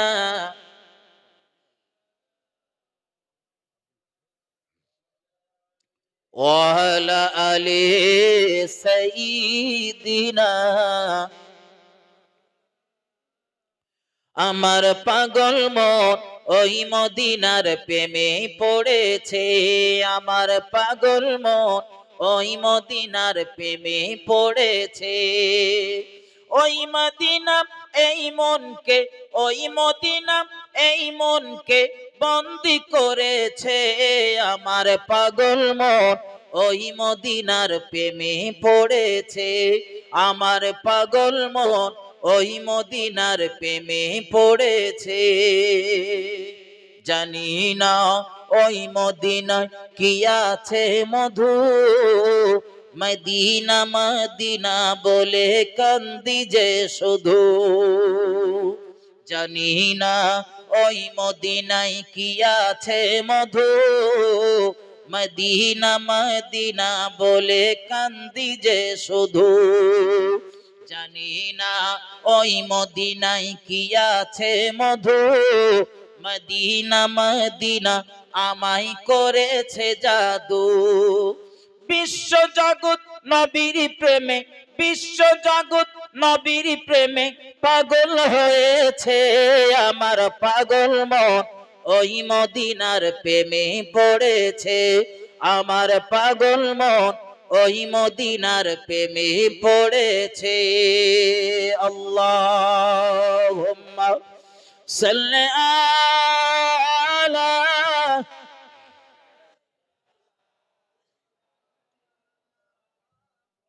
ওয়ালা আলি সাইয়্যিদিনা। আমার ভাইজানেরা, শেষ দুটো কথা মাথায় নেন, আমি আলোচনা ছাড়বো। ওয়াজ ভালোভাবে মাথায় ঢোকান। মসজিদুন নববীতে রাসূল গিয়ে হাজির, হযরত সিদ্দিক আকবর আবু বকর পিছন হটবেন সিদ্ধান্ত নিয়েছেন। নামাজ চলা অবস্থায় সব চলবে হবে। হযরত সিদ্দিক আকবর আবু বকর রাদিয়াল্লাহু তাআলা তিনি সিদ্ধান্ত টেনেছেন পিছিয়ে আসবেন, নবী এগিয়ে যাবেন। পিছিয়ে আসবে বলেন বলেন। আপনার এটা মসজিদ তো নাকি? আপনার এই মসজিদে নামাজ চলছে, ইমাম সাহেব নামাজ শুরু করেছে। হঠাৎ নামাজ পড়তে পড়তে ইমাম সাহেবের ওযু নষ্ট হয়ে গেছে, নামাজ চলবে না ভাঙবে? কিন্তু ইমাম সাহেব বন্ধু ইমাম পিছনে হটবে। শরীয়তের মসলা হলো ইমাম ওই জায়গায় নামাজ ছেড়ে দিয়ে একদম ইমাম সোজাসুজি পিছনে যে ব্যক্তি রয়েছে প্রথম কাতারে তাকে ঠেলে দেবে ইমামের জায়গায়, নামাজ চালাবে ওই ব্যক্তি আর ইমাম যাবে বলেন বলেন ওযু করতে। দ্বিতীয় কাতার যদি থাকে ওই সোজাসুজি ইমাম বেরিয়ে আসবে, দ্বিতীয় কাতারের ব্যক্তিকে প্রথম কাতারে তুলে দেবে। পদ্ধতি, আপনি কোনোদিন নামাজ পড়াতে গিয়ে যদি মুসিবতে পড়েন পদ্ধতিটা জেনে রাখেন। দ্বিতীয় কাতারের ইমাম দ্বিতীয় কাতারের মুসল্লিকে প্রথম কাতারে তুলে দিয়ে আপনি দ্বিতীয় কাতারে চলে আসেন। তৃতীয় কাতার যদি থাকে এইভাবে আপনি পর পর পর পর একজনকে ঠেলে দেন আর আপনি পিছনে চলে যান ওযু করতে। ততক্ষণ নামাজ চালাতে হবে ইমাম সাহেবের, যে ইমাম ঠেলে দিয়ে চলে গেছে মুসল্লির, ও এখন ইমাম। এটা ইমামের মসলা। কিন্তু মসজিদে আপনি জুমার দিন নামাজ পড়তেছেন, 2 রাকাত নামাজ হয়েছে, কি অন্য দিনের ক্ষেত্রেও তাই, নামাজ শুরু করেছেন আল্লাহু আকবার ইমামের পেছনে, ইক্তেদায়ে তো বিহাজাল ইমাম বলে ওই মসজিদের সামনের কাতারের দিকে নামাজ 1 রাকাত হবার পরে আপনার ওযু ভেঙে গেছে, এখন আপনি করবেন কি? ইমাম যা করেছে তাই করবেন নাকি? আর কথা বল, ইমাম যা করেছে তাই তাই, ওটা ইমামের মসলা। ওটা বলেন বলেন, ওটা ইমামের মসলা। মুসল্লির মসলা আবার আলাদা, মুসল্লিদের মসলা আলাদা। নামাজের কথা বললে মানুষের শুনতে ভালো লাগে না, কিন্তু বিশ্বাস করেন এই সব বিষয়ে কিচ্ছু জানে না। আমি ভুল বলতেছি? এইসব বিষয়ে আমার দেশের মুসল্লি বলেন, সাধারণ মানুষগুলো বলেন, অধিকাংশ জানে না, বোঝে না। আবার একটু বলে দিলেও দোষ। কি করতে ও হুজুর, লেইলি এসে থেকে শুধু নামাজ নামাজ করিস, কোরআন শরীফে কি নামাজ ছাড়ার কিছু নেই? আছে বাবা, আগে তুমি নামাজটা পড়ো। আমার বন্ধু, আপনি মুসল্লি হিসাবে যদি ইমামের পিছনে নামাজ পড়তে গিয়ে একদম পিছনের কাতার হয়ে যায়, তো অজু নষ্ট হয়ে যাবার সঙ্গে সঙ্গে নামাজ ছেড়ে দিয়ে পিছনে এসে অজু করে আবার তো পুনরায় নামাজ ধরতে পারেন। কিন্তু আপনি তো রয়েছেন সেই মাঝখানের দিকে কি সামনে, কারো সামন দিয়ে যে ছুটাছুটি করবেন সে তো চলবে না। আপনার জন্যে মশলা হলো অজু নষ্ট হয়ে যাবার সঙ্গে সঙ্গে নামাজের নিয়াত ছেড়ে দিয়ে ওই জায়গাতে বসে পড়ুন। কোন জায়গায়? যে জায়গায় আপনি নামাজ পড়ছিলেন ওই জায়গায় বসে পড়ুন। আবার বন্ধু, নামাজ চলা অবস্থাতে কেউ ধরো হুট করে বসে পড়েছে, পাশের লোক জানবে না, বুঝবে না কি হয়েছে না হয়েছে, ও মনে করবে চাচা হয়তো নামাজ পড়তে পড়তে ব্রেন স্ট্রোক হয়েছে, চাচা নামাজ পড়তে স্ট্রোক হয়েছে। এখন ও কাতার থেকে একজন ছুটতেছে, এ কাতার থেকে একজন ছুটতেছে, ধর চাচা তাড়াতাড়ি ধর, পানি আন, ডাক্তার ডাক, অ্যাম্বুলেন্স ডাক, নামাজের জামাতের 12টা বেজে গেল। এজন্য এরকম ভয় যদি থাকে বা নিজের বেউজ্জতি হবার ভয় যদি থাকে, এমন জায়গাতে আপনি নামাজের নিয়াত ছেড়ে দেন, নিয়াত ভেঙে দেন। তবে অন্য মুসল্লিরা যেভাবে ইমামের ইক্তেদা করতেছে ওইভাবে আপনি শুধু অনুসরণ করে যান, কোন দোয়া দরুদ কিছুই পড়া লাগবে না। শুধু ওই উঠবসটা করেন, রুকুতে গেছে আপনিও রুকুতে যান, ইমাম সেজদায় গেছে আপনিও সেজদায় যান। যেই ইমাম সালাম ফিরিয়ে দেবে আপনি উঠে পড়ে ওযু করে এসে নামাজ পুনরায় পড়ে নেন। আমার বন্ধু, এগিয়ে চলুন, নামাজের আলোচনা আমি করব না, শেষ কথা মাথায় ঢোকান। আল্লাহর নবী মুহাম্মদুর রাসূলুল্লাহ সাল্লাল্লাহু আলাইহি ওয়াসাল্লাম গোটা জীবনটা নামাজের বড় গুরুত্ব দিয়েছেন। আমরা তার আদরের উম্মত। মহান আল্লাহ ওই নামাজের গুরুত্ব বুঝে নামাজ আদায় করার মতো তৌফিক আমাদের দেন। সকলে বলুন আল্লাহুম্মা আমিন। রাসূলের জীবনের দিকে তাকিয়ে দেখুন, আল্লাহ পাকের নবী জনাবে মুহাম্মদুর রাসূলুল্লাহ সাল্লাল্লাহু আলাইহি ওয়াসাল্লাম জীবনে কোনোদিন কাউকে গালমন্দ করিনি। আমার সমাজের আরো একটা ভয়ঙ্কর রোগ হলো, আমার দেশের কিছু মানুষ রয়েছে গালমন্দ, গালাগালি করায় ফাঁস। প্রতিযোগিতা যদি হয় কারে পাস পুরস্কার দেবো, প্রথম যে কারে করব বিচারকের মাথা হ্যাং হয়ে যাবে। আছে না নেই? নেই নেই।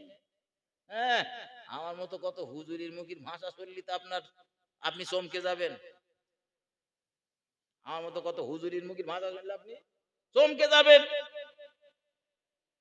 অথচ প্রিয় নবী মুহাম্মদুর রাসূলুল্লাহ সাল্লাল্লাহু আলাইহি ওয়াসাল্লাম হাদিস শরীফের ভিতরে জানিয়েছেন, আল্লাহর নবী জানিয়েছেন, যদি কোনো সন্তান, যদি কোনো ছেলে মেয়ে তার পিতা মাতাকে গালমন্দ করে, গালাগালি করে, নবী জানিয়েছেন ওই ছেলে মেয়ে পশ্চিম কালেও জান্নাতে যেতে পারবে না।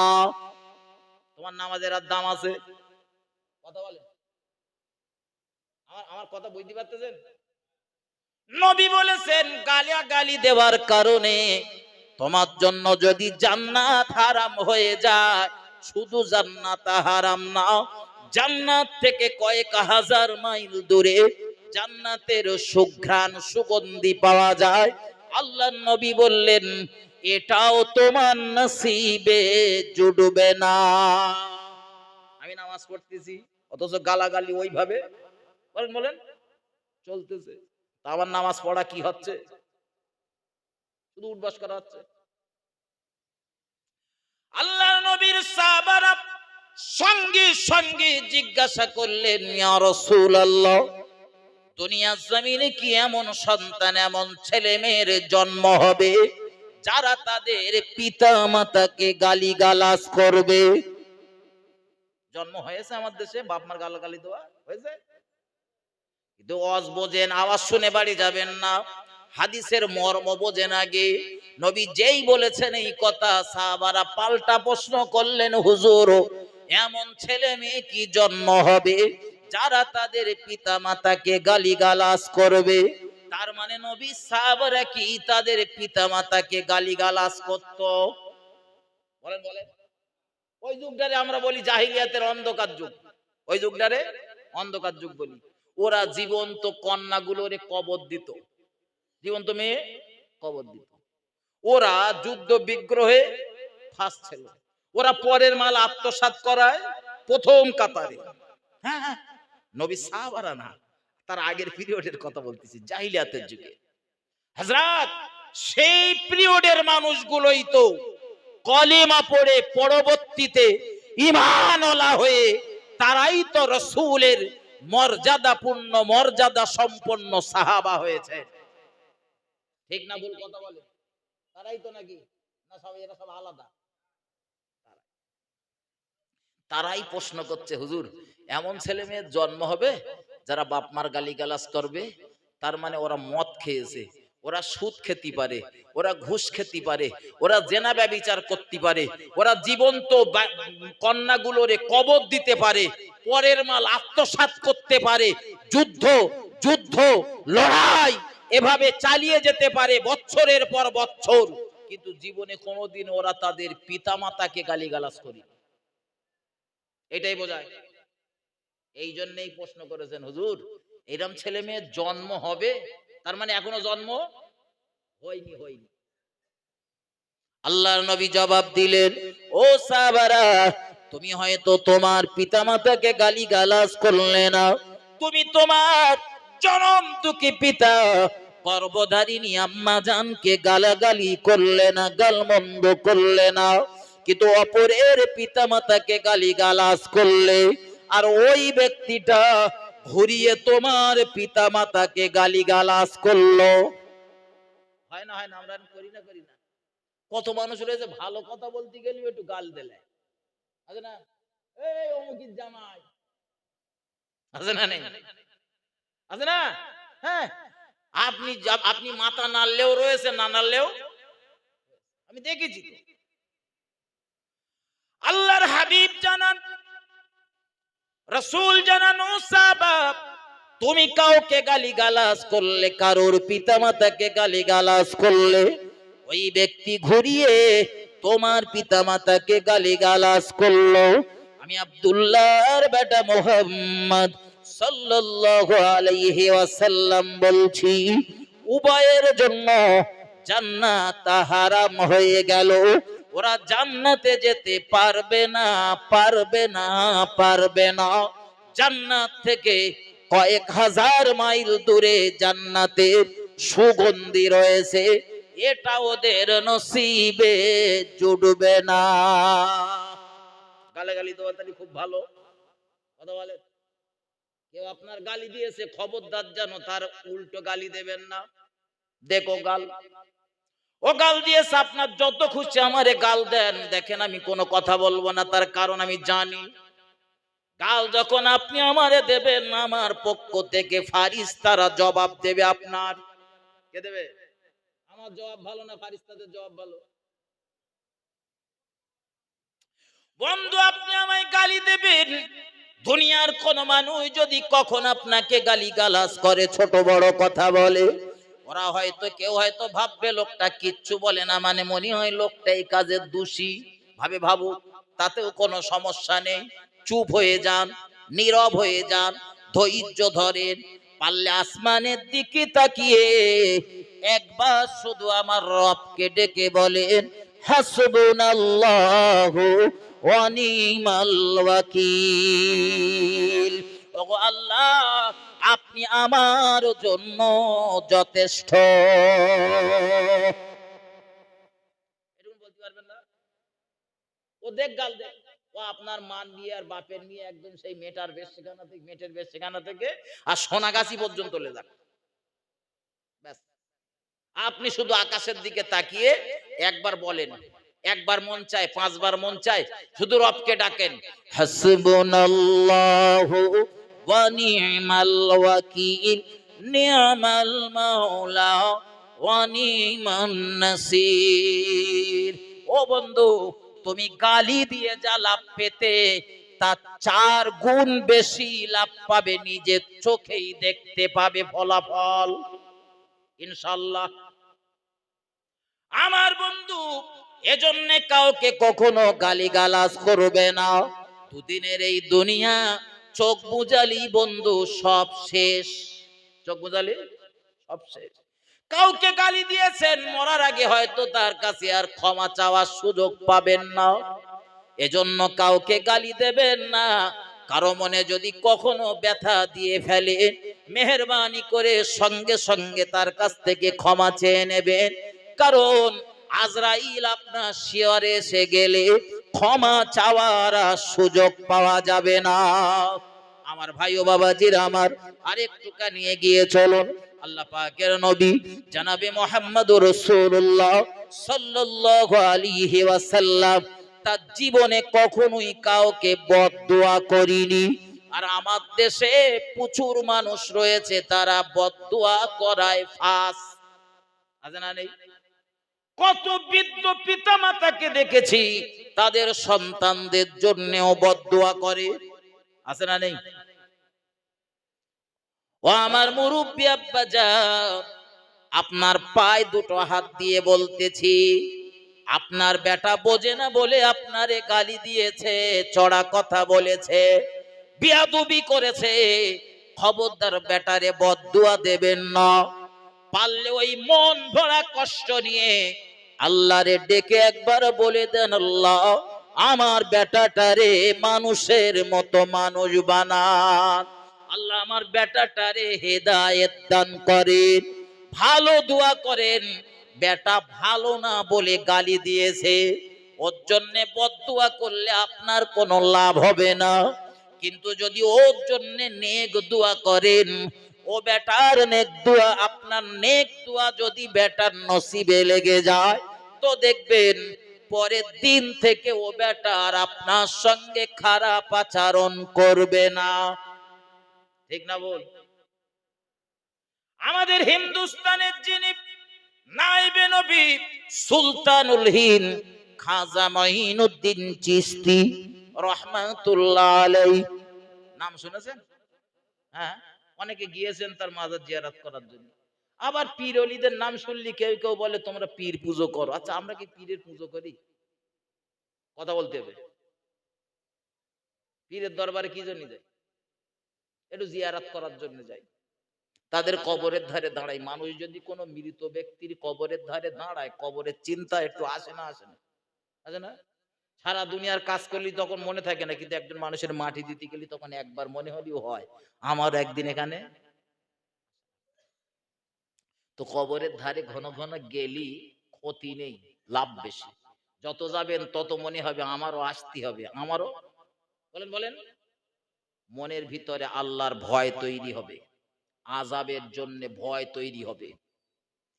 এই খাজা মঈনুদ্দিন চিশতি হিন্দুস্তানের জমিনে যখন ৯০ লক্ষ ইমানদার, ৯০ লক্ষ বিধর্মীকে ইমানের কলেমা পড়িয়ে ইমানওয়ালা বানিয়েছিলেন, একটু মহব্বত করে বলুন সুবহানাল্লাহ।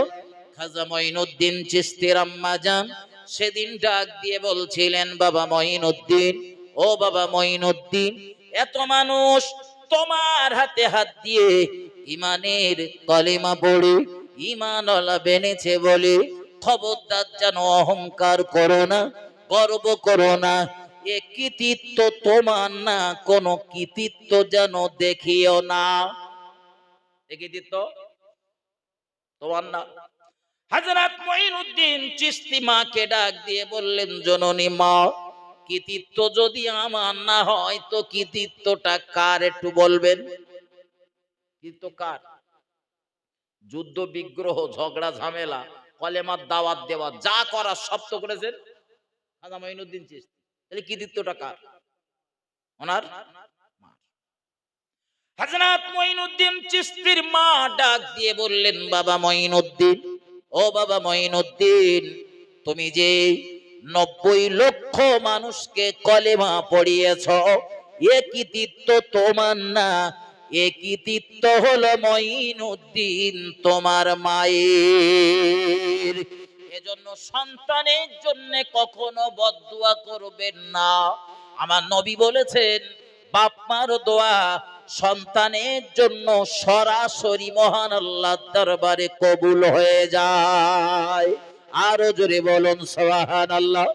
আমি হুজুর দাওয়াত করেছেন, আমার দোয়া কবুল হতেও পারে নাও পারে, 50-50। আমার দোয়া 50-50 কবুল হতেও পারে নাও পারে। আমার দোয়া যদি মাল বেশি দেন তো একটু কেঁদে কেটে দোয়া করবানি।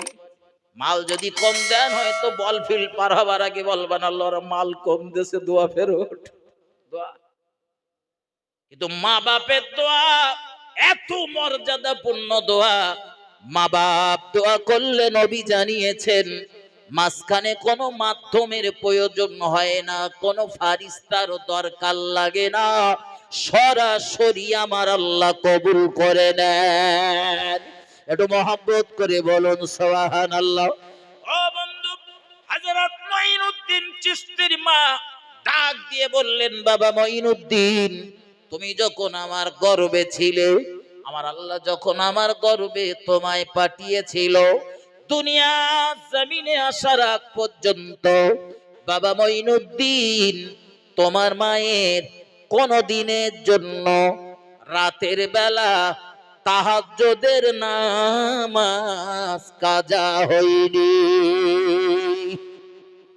আমরা সব তাহাজ্জুদের নামাজ পড়ি, একটু পড়বেন, কোনো ভয় নেই, পড়বেন। 4 রাকাত পড়েন, সমস্যা নেই, একটু পড়বেন। অনেকে বলে হুজুর রাত 2টার সময় ঘুম ভেঙে গেছে, উঠে একটু পেশাব ফিরে এসে শুয়ে পড়েছি, তা সে আর ঘুম আসে না, সারা রাতটা ওইভাবে পার হয়ে গেছে। ফজরের আজান দিয়েছে আর তখন একটু ঘুম গেছে, ফজরের আজান দিয়েছে। আর এই মাঝখানে 2টো থেকে 4টে 4:30 পর্যন্ত জেগে রয়েছে। বন্ধু, ওই যে গভীর রাতে তোমার ঘুম ভেঙে গেছে, কারণ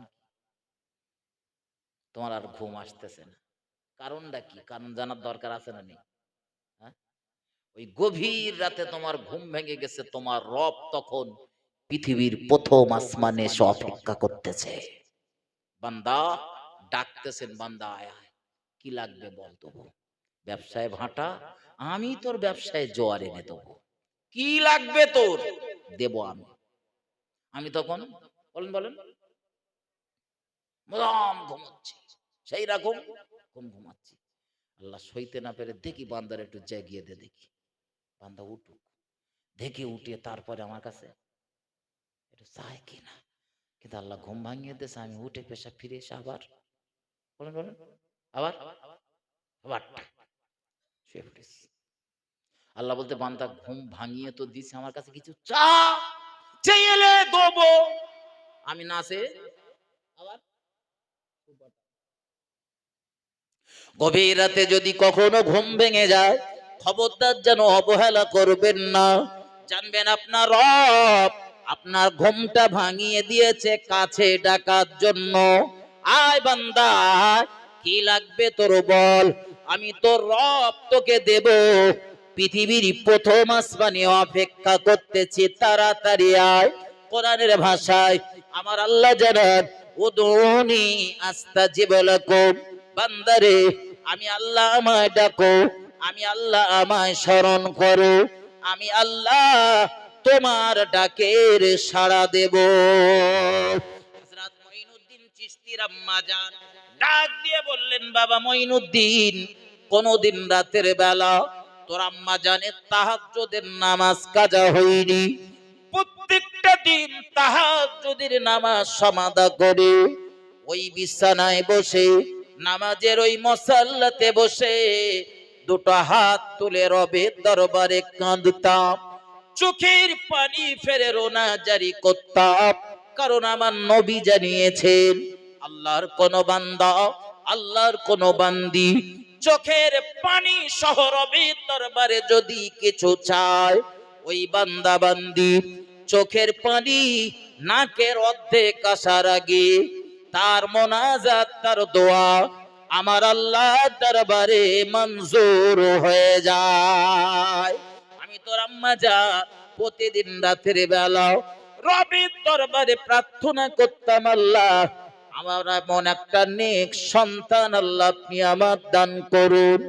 আমার যে সন্তান দুনিয়া জমিনে গিয়ে যেন আপনার দ্বীনের খেদমত করতে পারে। ও আল্লাহ, আপনার দ্বীনের খাদেমের মা হবার নসিব আমায় করে দাও। ও বাবা মঈনুদ্দিন, আজ যে 90 লক্ষ মানুষ ইমানের কলেমা পড়ে ঈমানওয়ালা হয়েছে। বাবা মঈনুদ্দিন, এ কৃতিত্ব তোমার না, এ কৃতিত্ব হলো তোমার মায়ের। আরো একবার বলুন সুবহানাল্লাহ। এই জন্য আমি বলি যুবক, দোয়া হুজুরদের কাছে যা পাওয়া যাবে তার থেকে ভালো দোয়া পাওয়া যাবে তোমার বাড়ি, তোমার বাপ মার কাছে। তুমি জানো না তাই।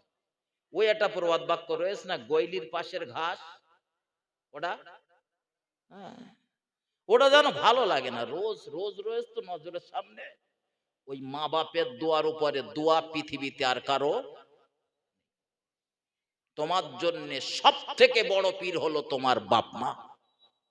একটু মহব্বত করে বলেন সুবহানাল্লাহ। আমি বড় পীর আব্দুল কাদের জিলানীকে ছোট করছি না, কিন্তু সন্তানের জন্য সব থেকে বড় পীর হলো সন্তানের মা বাপ। আমরা দোয়া শেখানতে নালে শুধু দোয়া একে নকেন লবার জন্য ছুটি। যুবক, তকদির যদি প্রসন্ন করতে চাও, কপাল যদি খুলতে চাও, যদি মনে করো পৃথিবীতে আমি একটা কিছু করে রেখে যাব, তার ওসিলায় আল্লাহ যেন আমার নাজাত দেয় বা কিছু একটা হতে চাই, তো দোয়া যদি নেওয়ার দরকার হয় আগে বাপ মার কাছ থেকে নাও। ওখান থেকে যদি দোয়া নিতে পেরেছো, 100-র ভিতরে 100 গ্যারান্টি বাপ মার দোয়া যদি, বাপ মা যদি সত্যিকার অর্থে দোয়া করে, তবে ও দোয়া মহান রবের দরবারে কবুল হবে। তবে বাপ মার সুদ খাওয়া, সুদ খাওয়া বাড়াতে হবে না ছাড়তে হবে? ও মা বন্ধনের লোনে যেতে পারবে, বন্ধনের লোন এদিকে আছে যেরকম করে বলতিছে, আপনারা যেরকম করে রয়েছেন যেন মনে হচ্ছেন বন্ধন আজকে প্রথম শুনেছেন। বউ বন্ধক আছে, ও যদি থাকে ও মার দোয়া কবুল হবে। তুমি সুদ খাওয়া আবার দোয়া কবুল করাবা, তা কি করে হয়? দোয়া কবুল না হবার প্রধানতম কারণ হলো, প্রধান কারণ আমাদের খাওয়া দাওয়া ভালো না। কি বলেছি বলেন দিন, বলেন বলেন, খাওয়া দাওয়া ভালো না। এই যে হালাল হারাম বেঁচে চলতে পারি না, এর জন্য আমাদের দোয়া রবের দরবারে কবুল হয় না, কবুল হয় না। দাদা হুজুর রহমাতুল্লাহ আলাইহির দরবারে একদিন কিছু মানুষ গেছেন একটু দোয়া নেওয়ার জন্য। যে দাদা পীর মাঝে মধ্যে বলতেন, বাবা আমি আল্লাহকে ডাকলে আমার আল্লাহ আমার ডাকে সাড়া দেন, আল্লাহ আমার ডাক ফেরত দেয় না। একটু বলুন সুবহানাল্লাহ। আমরা সেই সিলসিলা মেনে চলি, ঠিক না বলুন? জি বন্ধু, সেই দাদা পীরের দরবারে একদল মানুষ গেছেন একদিন, হুজুর একটু দোয়া করতেন, আমাদের এই এই জিনিস লাগবে। সম্ভবত বৃষ্টি হচ্ছিল না, তো হুজুর একটু বৃষ্টির জন্য দোয়া করেন যেন একটু বৃষ্টি হয়। তো হুজুর দোয়া করলেন, দোয়া করার পরে দেখা গেল বৃষ্টি হয়নি, বৃষ্টি। অথচ কেতাবের লেখক বলতেছেন এর আগে দাদা পীর যতবার বৃষ্টির জন্য দোয়া করেছেন প্রত্যেকবার বৃষ্টি হয়েছে। একটু মহব্বত করে বলুন সুবহানাল্লাহ। সেদিন দোয়া কবুল হয়নি, বৃষ্টিও হয়নি। তো হুজুর একটা চিন্তা ভাবনা করে একটু মোরাকাবা মুশাহাদায় বসে জানতে চাচ্ছেন যে আল্লাহ কি অপরাধ আমি করেছি আজকের আমার দোয়া কবুল হলো না, এত মানুষের সামনে আমি বেউজ্জতি হয়ে যাচ্ছি। আল্লাহওয়ালা ব্যক্তি তো, তো উনি মোরাকাবা বসে মোটামুটি একটা অনুমান করেছেন, জানতে পেরেছেন যে আমার কোনো সমস্যা নেই, তবে মজলিসে একটা সুদখোর রয়েছে, আর ওই সুদখোরের জন্যই আজকের এই মজলিসের দোয়া কবুল হয়নি। কিসের জন্য দোয়া কবুল হয়নি? হুজুর ফেরত এসে বলতেছেন, বাবা এই মজলিসে একটা সুদখোর রয়েছে, মজলিসে একটা সুদখোর রয়েছে, তো ওই সুদখোরের জন্য দোয়া কবুল হয়নি। তুমি বাবা কি সুদখোর, তুমি মজলিস থেকে উঠে চলে যাও। ও ভাই, এরকম যদি সহজ ভাষায় কেউ বলে তো মজলিস থেকে সুদখোর উঠবে বলে মনে হয়? উঠবে? আমি আমি বোঝানোর জন্য বলছি, খারাপ ভাবে নেবেন না। হঠাৎ এই মজলিস থেকে হয়তো কেউ একটা পেশাব ফিরতে যাচ্ছে, খুব পেশাবের বেগ পেয়েছে, উঠে চলে যাচ্ছে, আমি দেখতে পাচ্ছি বেগত করে পাছা উঁচু করেছে। আর ঠিক সেই সময় যদি বলি ভাই দোয়া করব, তা কেটা কেটা সুদখোর রয়েছে, মজলিস থেকে উঠে চলে যাও। আচ্ছা, যেটা পেশাব ফিরতে যাচ্ছিল আর কেউ উঠবে আর না উঠবে ওটা পরের ব্যাপার, কিন্তু যেটা পেশাব ফিরতে যাচ্ছিল ওটা আর উঠবে? হুম? ওটা ওখানে বসে পেশাব ফেরবে তা বলে উঠবে না। ওখানে বসে পেশাব ফেরবে। হ্যাঁ? আমার বন্ধু মাথায় নেন হাজরাত, তো কেউ যখন ওঠে না দাদা পীর রহমাতুল্লাহ আলাইহি তখন একটা হিকমতপূর্ণ কথা বললেন, বাবা কে তুমি সুদখোর, তুমি মনে করছো দাদা হুজুর তার চেনে না? দাদা পীর তার চেনে, মুজাদ্দেদ জামান তার চেনে। তোমার সম্মানের দিকে তাকিয়ে বলছি তুমি সসম্মানে উঠে চলে যাও, আর আমার যদি তুলতে হয় তা আমি তোমার ঘাড় ধাক্কা দিয়ে মজলিসতে বার করে দেবো। আচ্ছা, ও মাল আর বসে থাকতে বলবো না? ও তখন বসে বসে চিন্তা করতেছে, তাই তো আমি যে সুদখোর এটা তো হুজুর জেনে গেছে, যদি উঠে যাই তো খুব ভালো, আর না যদি উঠি তা হুজুর তুললি গলা ধাক্কা দেবে, গলা ধাক্কা খাওয়ার থেকে আমি উঠে চলে যাই। ও উঠে সোজা চলে গেছে। মুজাদ্দিদুজ্জামান দাদা হুজুর রহমাতুল্লাহ আলাইহি দোয়া করেছেন। দেখা গেল বর্ণনাকারী বলছেন যে হুজুরের দোয়া তখন কমপ্লিট হয়নি, কি সুন্দর করে দোয়া করতেছিলেন, চোখের পানি টপ টপ করে পড়তেছে। আমরাও দোয়া করি, আমরা দোয়া করার সময় মন নরম হয় না, চোখে পানি আসে না। কারণ কি বলেন দিন বাবা? আমি না পাপ করে ফেলেছি বেশি, এত পাপ করে ফেলেছি আমার কল্পটা কালো হয়ে গেছে, পাথরের মতন শক্ত হয়ে গেছে। আমার জীবনে যদি পাপ কম থাকতো, আমি আপনার বলতেছি না, আমার জীবনে যদি পাপ কম থাকতো তো রবের দরবারে হাত তুললে আল্লাহর ভয়ে আমার চোখ দিয়ে এমনি পানি গড়িয়ে আসতো। দাদা পীর দোয়া করতেছেন, চোখের পানি টপ টপ করে পড়তেছে, কি সুন্দর করে দোয়া করলেন, রব্বানা হে আমাদের প্রভু, জালামনা আমরা জুলুম করেছি, আনফুসানা আমাদের নফসের উপরে, ওয়া ইল্লাম তাগফির লানা যদি আপনি ক্ষমা না করেন, ওয়া তারহামনা যদি রহমত নাজিল না করেন, লানাকুনান্না মিনাল খাসিরিন। আল্লাহ পাক আপনি যদি আমাদের ক্ষমা না করেন, আমাদের প্রতি রহমত নাজিল না করেন, আমরা ক্ষতিগ্রস্তদের দলভুক্ত হয়ে যাব। ও রব্বুল আলামিন আল্লাহ, আপনি কোরআন শরীফের ভিতরে জানিয়েছেন, ওয়া আম্মাস সাইলা ফালা তানহার, হে পৃথিবীবাসীরা খবরদার খবরদার, তোমার দ্বারের ভিখারি গুলোর যেন দূর দূর দূর দূর করে তাড়িয়ে দিও না। ও দয়াময় আল্লাহ, আমাদের আপনি শিক্ষা দিয়েছেন, আমাদের দ্বারের ভিখারি গুলোরে তাড়াতে নিষেধ করেছেন। আল্লাহ পাক এত মানুষ আমরা আপনার দরবারে হাত তুলেছি, আপনার দ্বারের ভিখারি বেনেছে আল্লাহ, আমাদের মতো ভিখারি গুলোরে তাড়িয়ে না দিয়ে, ভাগিয়ে না দিয়ে, হটিয়ে না দিয়ে আল্লাহ আপনার আসমানি রহমত বৃষ্টি দিয়ে আমাদের জমিনটারে আপনি ভিজিয়ে দিন।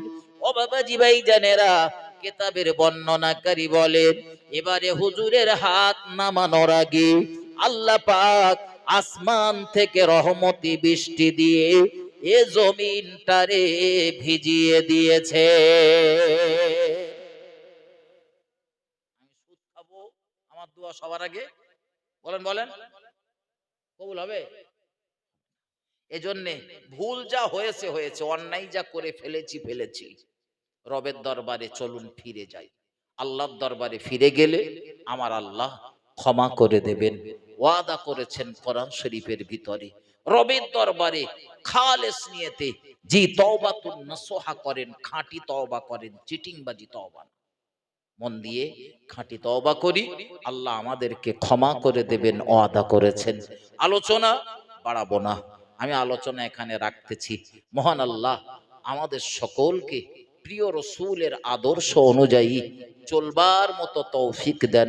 বলুন আল্লাহুম্মা আমিন। দোয়া সবরাসানি হবে। সালাম কিয়াম তো আমি আগেই